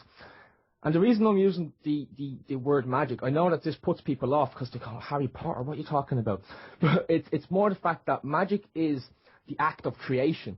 If I can create a reality that didn't previously exist, then that is a form of magic. Now, if a judge puts his hammer down on the table and says, order to pay or go to jail, that's going to happen because the whole system is set up around the power of those words. And that's just one example. You scratch the surface off this and into that side of it, and this is where belief comes from, and the idea that the Constitution is nothing but a magic spell. The legislation, they're nothing but magic spells. They're just words on pieces of paper that will have effect and create realities, change realities. Now, with that in mind, then we can start to look at ourselves and realise that we are creators too, and we have words too, and we can be powerful too if we understand how to wield these words for ourselves. Exactly, and I think for people, I'm sure people have heard of Aleister Crowley, but he was a full-time occultist in the early 1900s who used to, his famous quote was that he wanted to dance with the devil. And he used to go to parties with royalty and famous stars at the time. And I believe Jimmy Page from Led Zeppelin actually owns his house. He bought his house. Yeah. Yeah, no, I totally agree with the whole thing about the spells and, you know, and how they use it. Steve? Yeah, just when you talk about a summons, Kevin, and the harp and people, you know, the way it instills fear into people when they see it. And it's all about kind of based on the magic of the words and the spells, and which I agree with everything you said. We've heard this information before, and it's legitimate. I mean, anyone who says it's not needs to go and do a little bit of research. But what's your take now, knowing what you know? If someone were to send you one of these magical summonses that you were to appear here, and if it was something that you didn't want to get involved in or you weren't interested, would you, because you had been summoned, would you turn up, or would you advocate that people do turn up, or if people wanted to say ignore it? Well, first of all, personally, I wouldn't advocate that anybody else do anything that I would do. Do you know what I mean? I wouldn't. Anything I say, I don't consider it as advice. And if a summons came in the door for me, it would depend on the circumstances of the case. If it was something ridiculous, I probably wouldn't go to court myself, and I would wait for them to drag me to court. And then when they dragged me to court, I would stand in my authority and I'll speak from myself. So an example of that would be I'd be dragged into court and they would call the name on the summons, which is an all capitalized name. So you have to look at it from the judge's point of view. Put yourself in his mind.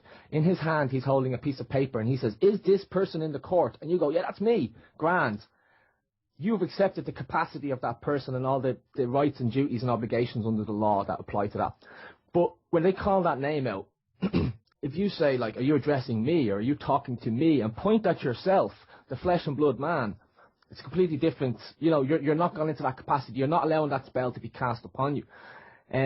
But as I said before, there's no silver bullets. There isn't one remedy or one thing that anybody can do in any situation. It's completely dependent on the individual and the circumstances of every case. But for me, this is the power. When I see a summons, I know what it is. I see it for what it is, a piece of paper with squiggles on it.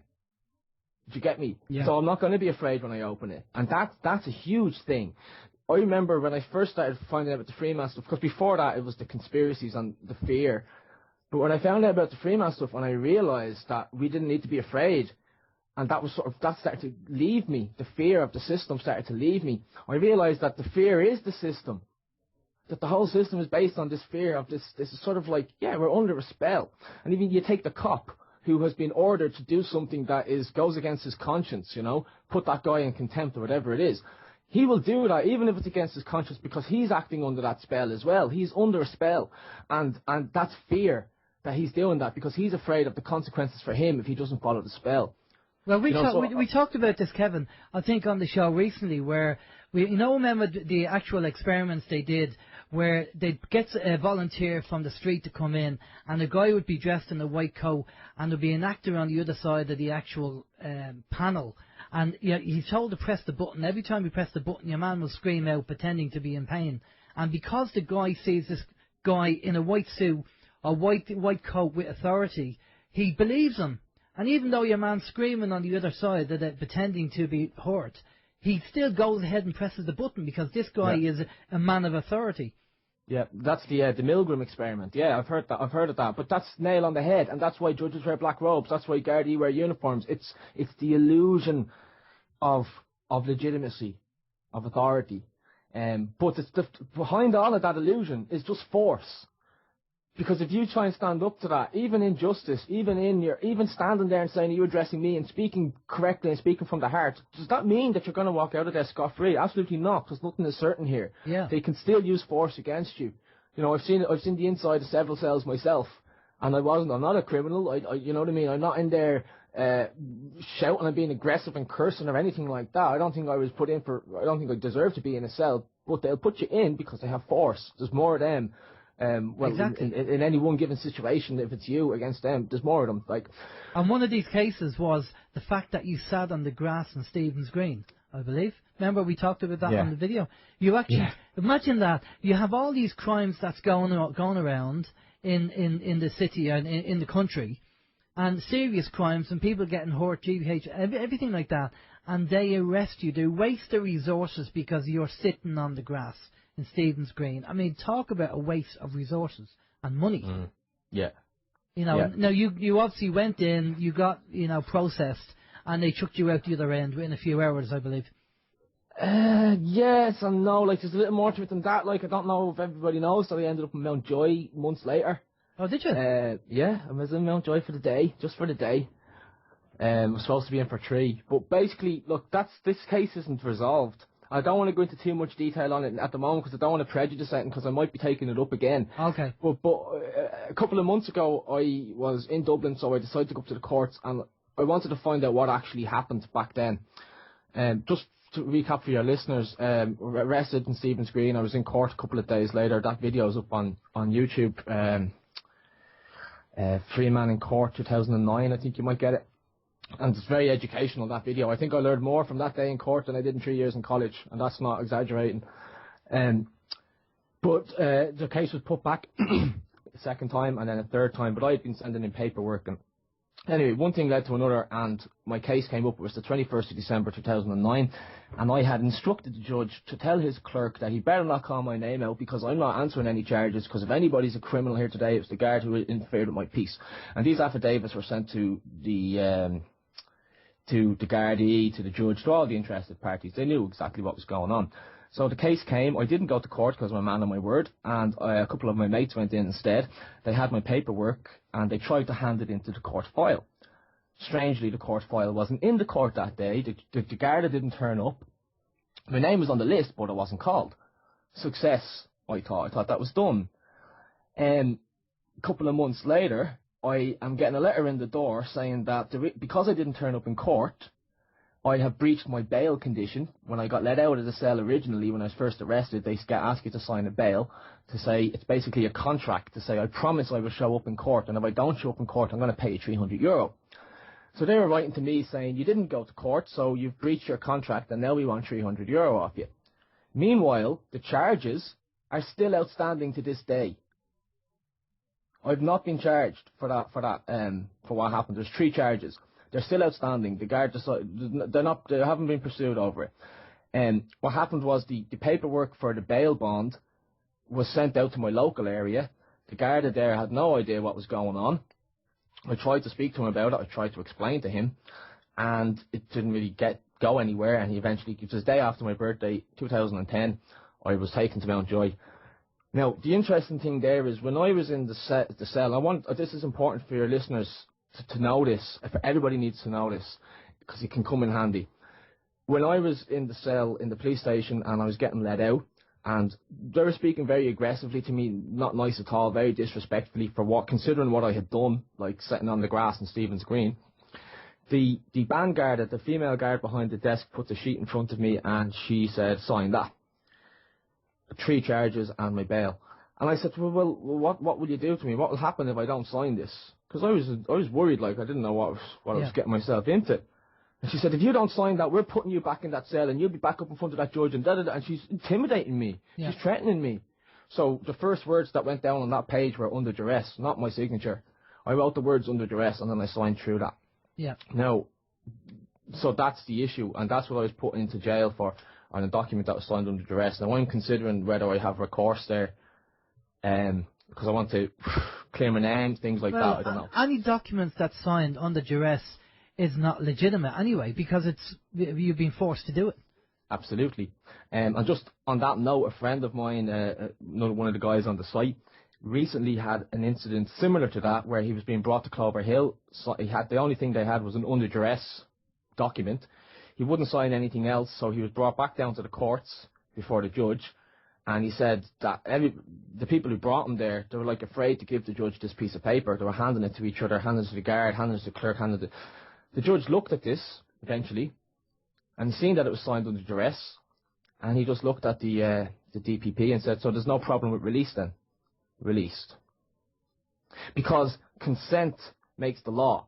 Yeah. Because when you're getting put into Mountjoy, why do you have to sign in and sign out? Exactly. How powerful is your signature? Yeah. If you need to sign that to get into, they require your signature to go into Mountjoy. It's like a hotel. You check in, you check out. And also with solicitors, I heard that sometimes solicitors go off and sign the paperwork on your behalf if they are there representing you, and it's just a formality to them, and then you're shipped off to Mountjoy. Well, they are authorised to do that in a sense because they are representing you. Yeah. They are as you. When you're in the court and you have a solicitor, the judge won't look at you. You don't exist. The solicitor is you as far as he's concerned. So, because you've given them their licence to do that. Yeah. A solicitor doesn't have a licence to practice as such until you go and give them the licence to represent you. Yeah. And then representation always has to come from consent, valid representation. Like, you can't get up in court and start speaking for me if I didn't permit you to do that. Of course, like a Mackenzie friend. Exactly, yeah.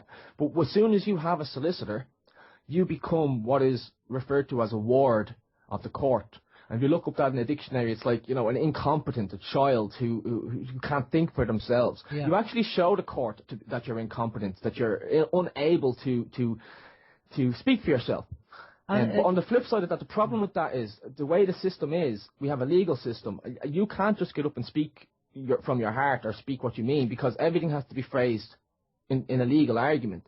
So I would say that judges that we have today in the country are incapable of listening to logical arguments because they have to be phrased in legal terms. Legal arguments doesn't necessarily have to be a logical argument or a just argument or a moral argument, you know. But judges can only deal with you in a legal way. So it's just a farce. What happens if the judge says, okay, you can't afford a solicitor, we'll appoint a legal age solicitor for you? Can you turn around and turn that down as well? Absolutely, yeah. And just say because there is something that in the back of my mind is saying that if you're representing yourself, then the judge has an obligation to make sure that you are, well, they have to help you, don't they? They help you. They have to help you. Yeah, they have an obligation to do that because they have to make sure you're not going to walk yourself into something. Yeah. Well, like they hate, as far as I can tell, they hate people representing themselves because you are going to disrupt the quote-unquote normal procedure. Of course, yeah. There was a case over in America there. What was his name? The mountain Freeman, the mountain man. That's right. Yeah, I see that. At the judge. Yeah. And there was another one there. It was a female judge. It was a male judge, and it was a guy standing speaking for himself, and the judge was saying to him, "I need to let you know that if you don't accept legal aid, then it's going to seriously damage your case. You know, you could get yourself into a lot of trouble." And the guy turned around and goes, "No, that's wrong, because in a just society, you know, I can speak for myself. It doesn't make any difference if I have a solicitor or not." Do you get what I'm saying? Yeah, But totally. to go back to your first question, like, absolutely, if they can appoint legal aid for you, I don't want your legal aid. Like, I can speak for myself. If a judge might turn around and say, "Are you representing yourself?" You go, "How can I represent myself? I am present. I am here and now." Do you get what I'm saying? Exactly. It's getting a little bit spiritual here as well. Yeah. I am present. I am. The words that the burning bush said to Moses. I am that I am. Who are you? I am present. Here and now, the blood flows. Let the living people in this room be witnesses to my spoken word. I not put a hand on that Bible and swear on it. Yeah, exactly. Well, exactly. Now, the other thing is, obviously, when you represent yourself in court, the reason why they want you to have solicitor or legal aid is because they don't know exactly where you're going to come from, because you don't know the game the way the solicitors and the legal aid people do, because it's all a game at the end of the day. And the judges are concerned because sometimes people like yourselves who will go up and represent ourselves won't stick to the script as what they've learned. Absolutely. And the one thing you always have to bear in mind, that there's an audience in the room as well. And they have to keep up the appearance of the play for the audience, for the people there. And that's why the likes of me, when I was in court that time, when I got up and spoke first, he sat me back down. He sent me back down. We put this to the end. They won't want anybody in that court who's a member of the ordinary public, you know, for want of a better phrase, witnessing what you're going to say. So they will probably they'll reschedule it for you to be last on the list when everybody's gone or something. Well, what happened to me is I actually ended up getting held in contempt that day. So that was before lunchtime. I was held in the cell in the Bridewell. Had a bit of time to think, and I'm sure the judge we all had a bit of time to think, and came back out at the end of the day.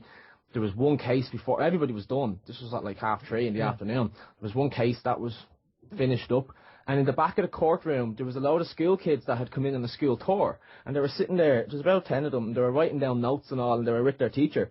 Now, as soon as the last case was done and my case was about to be called, the Gardaí went down and asked them to leave, that they weren't allowed to be there to witness whatever was going to happen. Like, see, this is the thing. You see, you know, no matter how well versed you think you are in the law, if they don't play by the rules, then you're going to lose. You know, that's the concern. You know, you're going in and you're saying, right, okay, we're going to have a game of tennis here, and you know, we're going to use 2 tennis rackets on 1 ball, and they come out and they use 2 tennis rackets, and you only have 1. You know, I mean, this is what I'm saying. It always seems to be one-sided. So even though you can learn so much about the law, but if they don't stick by the rules of the game and they change them to suit themselves, then are you ever going to win? I think the best you can hope for in a district court anyway, the best you can hope for is a personal victory, which is when you're walking out there, strikeout, whatever it is, that's a personal victory. I don't think the battle will be won in the courts. Because it's dependent on the courts for that battle to be won. Do you know what I mean? Yeah.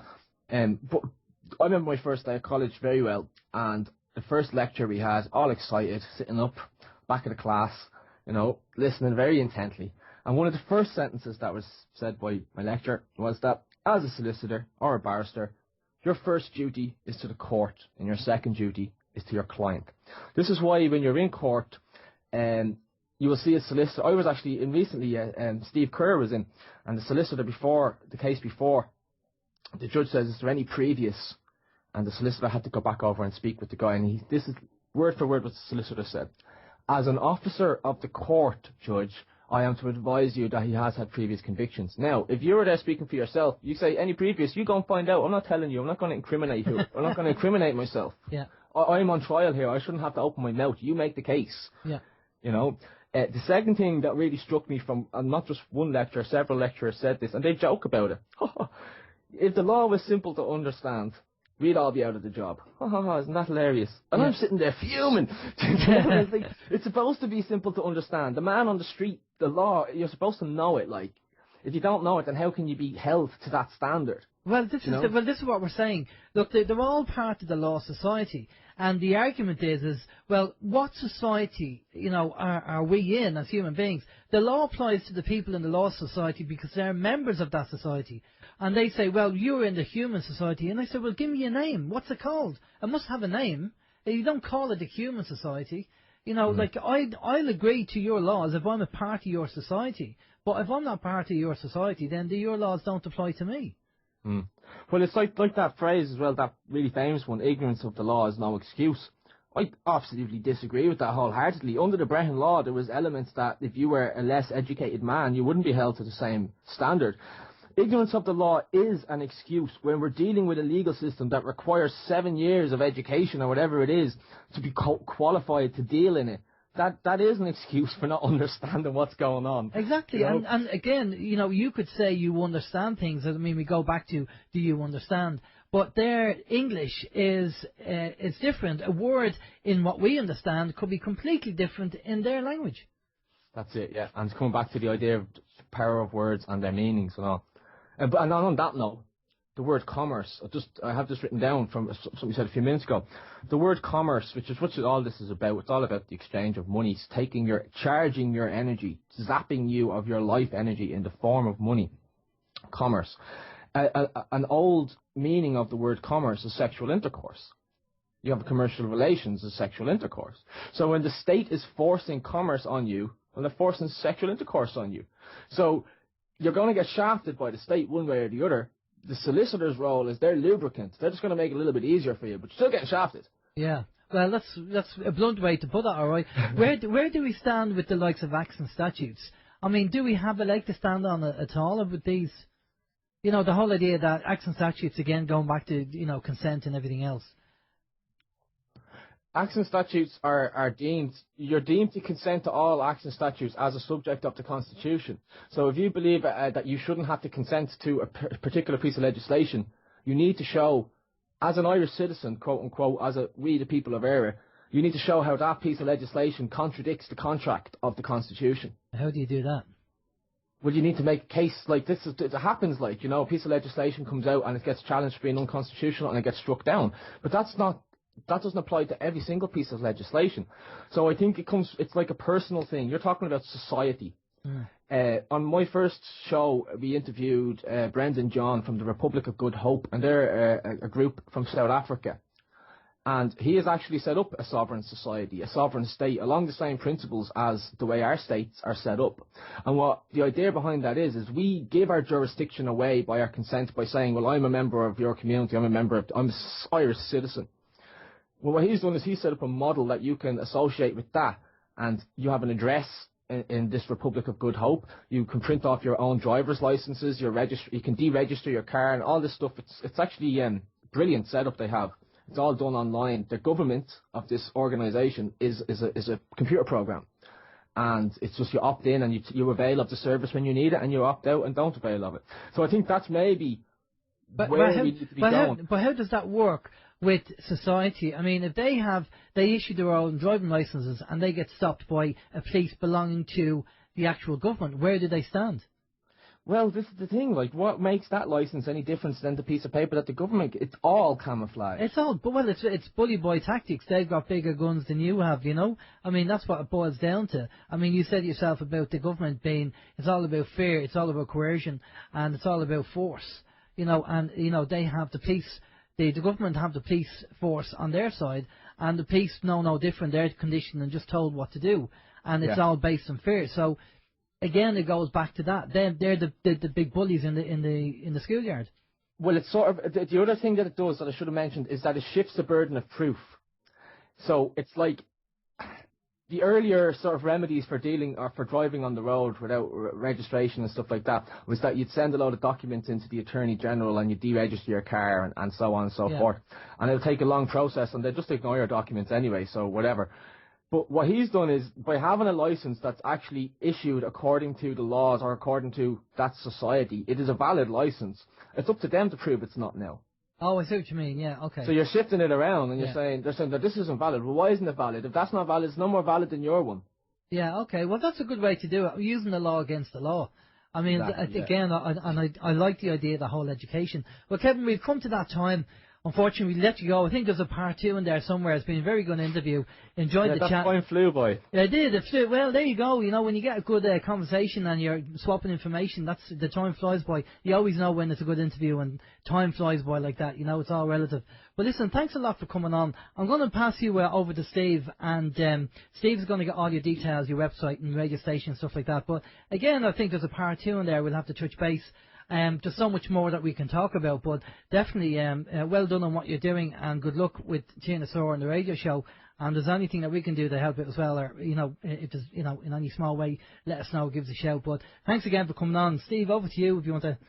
Yeah, I want to say, Kevin, I've been sitting here in awe. I mean, all the information you've given out, it's brilliant. And even I know you've gone through the training, you've done the whole legal end of it. You've been there, done that. You probably have the T-shirt there as well, but I think you've done us a great service because you've given the information to the common man, or the layperson, if you like, and you've given it in a way that's very easy to understand and pleasurable to listen to, because there's a lot of information coming in, and a lot of comments on the chat there as well. As I say, I'm only monitoring our own chat because of the issue on the MSI chat, but I'm guessing it's probably the same over there.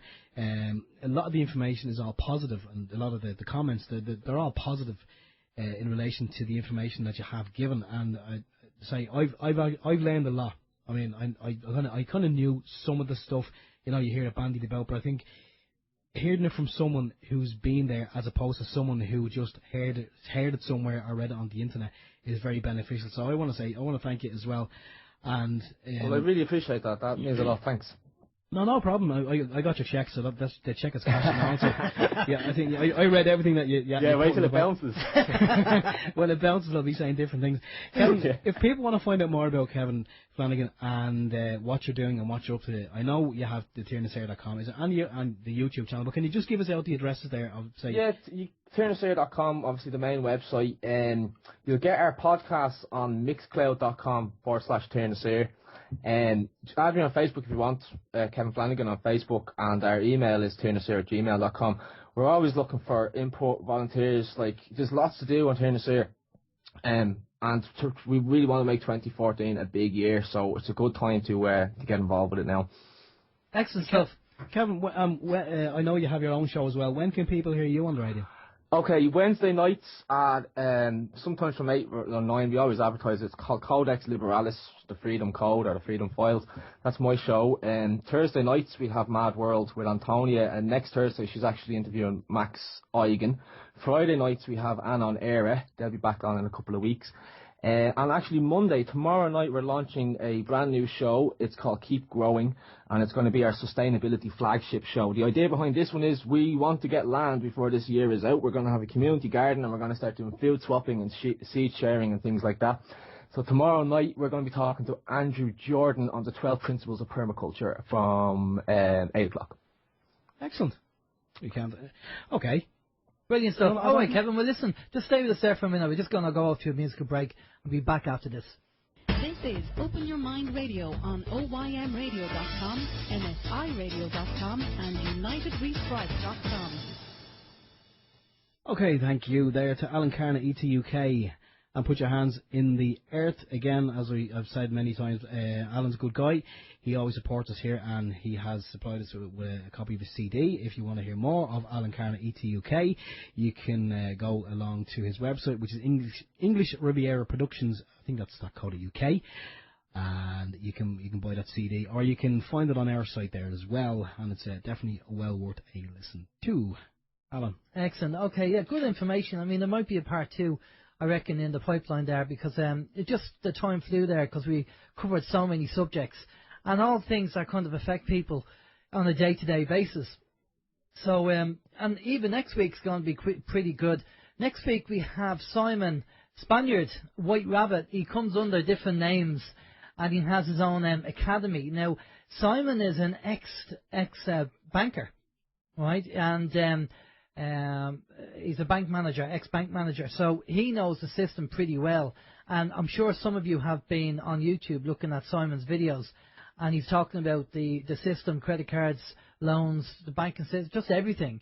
And very, very good information. So we asked Simon to come on OYM and to talk to us about himself and what he's doing. And we'll touch base on a few of the things as well, but mainly get information about Simon and what he can tell us and what he can educate us. So that's going to be a good show. A few people have said to us already that they'd be very interested. We've also confirmed Paul Hellyer. Paul Hellyer is the ex-Defence Minister for Canada.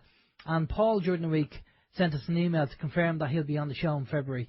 So that's another great guest to have on. Great information from Paul. And I believe there's a few other guests that we have on all confirmed as well, and a few other people that were asking to come on the show. So all in all, good stuff. But there you go. That's really the news, and I don't know what the weather's like at the moment. Do you want to do a weather check, Steve? That means looking out the window. Hang on. Right, hang on. Steve's Steve's now looking out the window. It's dark. It's dark. Well? It's dark and it's windy. Okay, dark and it's windy, and it's going to get a lot windier during the night. But that was great information, Steve. What do you think of that? I tell you, as I said to Kevin there, and I meant every word of it, it's you hear a lot of the stuff getting bandied about the internet, and you see something on a website somewhere and it says, oh, you should do this and you should do that, but a lot of the time is written by people who haven't done it, and it's kind of a theory, and they just kind of say, well, in theory it should work, so you go ahead and try it. Well, have you tried it? Well, no, but it should work. I don't need to try it because I'm not in that situation. But if you were, you should try it because in theory it should work. But I'm guessing 9 times out of 10, these people haven't experienced themselves, and it's nice to hear Kevin. It's just the way he put it. I mean, it was kind of, he's done the training. Yeah. He could have come on for 2 hours and spoke to us in legalese. He could have, and baffled us with BS. He really could have, but he didn't. He brought it down and he put it in language that every man can understand, and I think that's commendable. It definitely is, because as I say, he's been there. He's been. I know we always kind of use the word indoctrinated, but maybe if he didn't go in there with an open mind, he would have been indoctrinated. But he was lucky enough. He went in there. He already knew what he knew, so therefore he was only going to really seeing it from the other side's point of view. And I think kudos to Kevin. He really come on here and he's given us a good education. And there's a lot of positive comments on the chat in relation to what he said, and that's good. And I do apologise again for not being able to monitor the NSI. Well, I'm guessing the comments are probably positive over there as well. Hopefully, we kind of try and get that issue sorted out for next week. That issue. I don't know why it's happening. It's a software issue. It's a script. Every time I'm on the chat there, the page freezes and there's a script issue, a script error comes up. Okay, we'll have to have a look at that. The other thing is, again, talking about Kevin, from an OYM point of view, we can't give legal advice, obviously. And we'll only talk to you about the things that we've done. And we'll just give you our opinion based on what we've done. Doesn't necessarily mean it's going to fit into what you've done. But there are things that we have done, and we can only give you our experiences of what we've experienced. We'd never kind of give advice and never say, well, you do this or do that or do this, because it's not for us to tell you what to do. You need to go and research it. You need to check it out yourself, because everybody's situation is different in a lot of ways, and that's why you need to do a judgment call on it and decide whether you want to take something on or not. I mean, we had Marcus McKeown on the show, and I do kind of agree with a method. There's different methods that you can use depending on the situation, but Marcus's method was an argument was never sorted unless people spoke to each other and to sort out the differences. So I do think communication is very important. there's an argument on that side saying that communication means that you're actually getting into contract with them. So there's arguments on that side. But if you're asking questions, I don't think asking questions would be deemed as a contract. Surely if you have questions, because there has to be consideration there as well. No, it wouldn't as be part of the contract. And it'd be consideration before the contract. Exactly, it wouldn't be a contract. Exactly. Speaking of contracts, I meant to tell you yesterday, I got a letter in during the week from a company called Avant Card. See me, they've taken over from MBNA. I had a credit card with MBNA, and probably like everyone else's credit card, it was, how should you say, maxed out. And I had been making payments on the debt or performing on the debt whenever I could. I throw them a few washers. And because Christmas came, I wasn't in a position to throw anybody any washers, to be completely honest.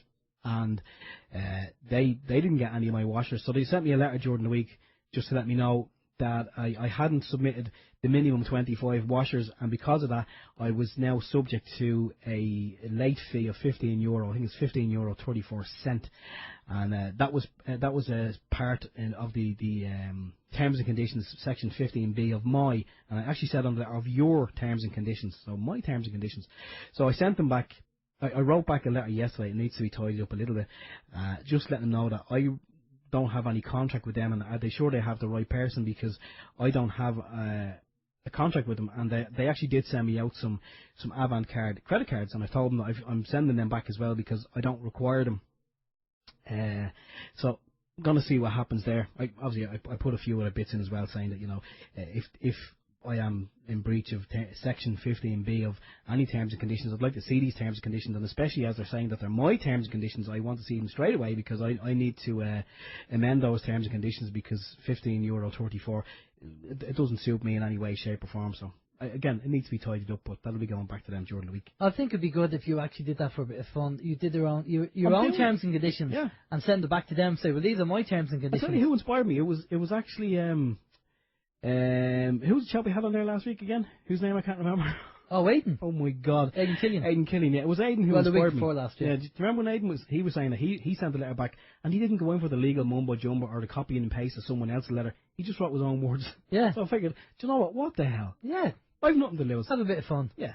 And give them your terms and conditions. Okay, we're coming in that time. Okay, so yeah, another good show. Great information. Next week we have Simon White Rabbit, so it should be pretty good. If you have any statements or comments about the show, by all means, give us an email, good or bad, it doesn't matter. It's great getting some feedback anyway. And knowing that we're on the right track and doing the right thing. Check out the Android app, or the way you can actually download the Android. The United We Strike Marathon runs 27, by the way, so there will always be something there. And just see how you get on and see if you can pick it up on your Android phone if you have it. But for myself, Alan James, take it easy, have a good week, and be safe from the storm. I hope you don't get battered too much by rain and the wind, and we'll see you next week. Take care. I just hope I don't end up in a puddle when I'm going home. Not a puddle, a river when I'm going home. Yeah, the same for me as well. Have a great week, and it's good to be back. And Happy New Year to all the listeners as well. Stay tuned if you're listening on the MSI stream for more of the same. It's going to be good, great information. We're going to be shutting down now, so the last person now can switch out the lights, and we'll do it all again next week. So until then, for myself, Stephen George, take care. Bye bye.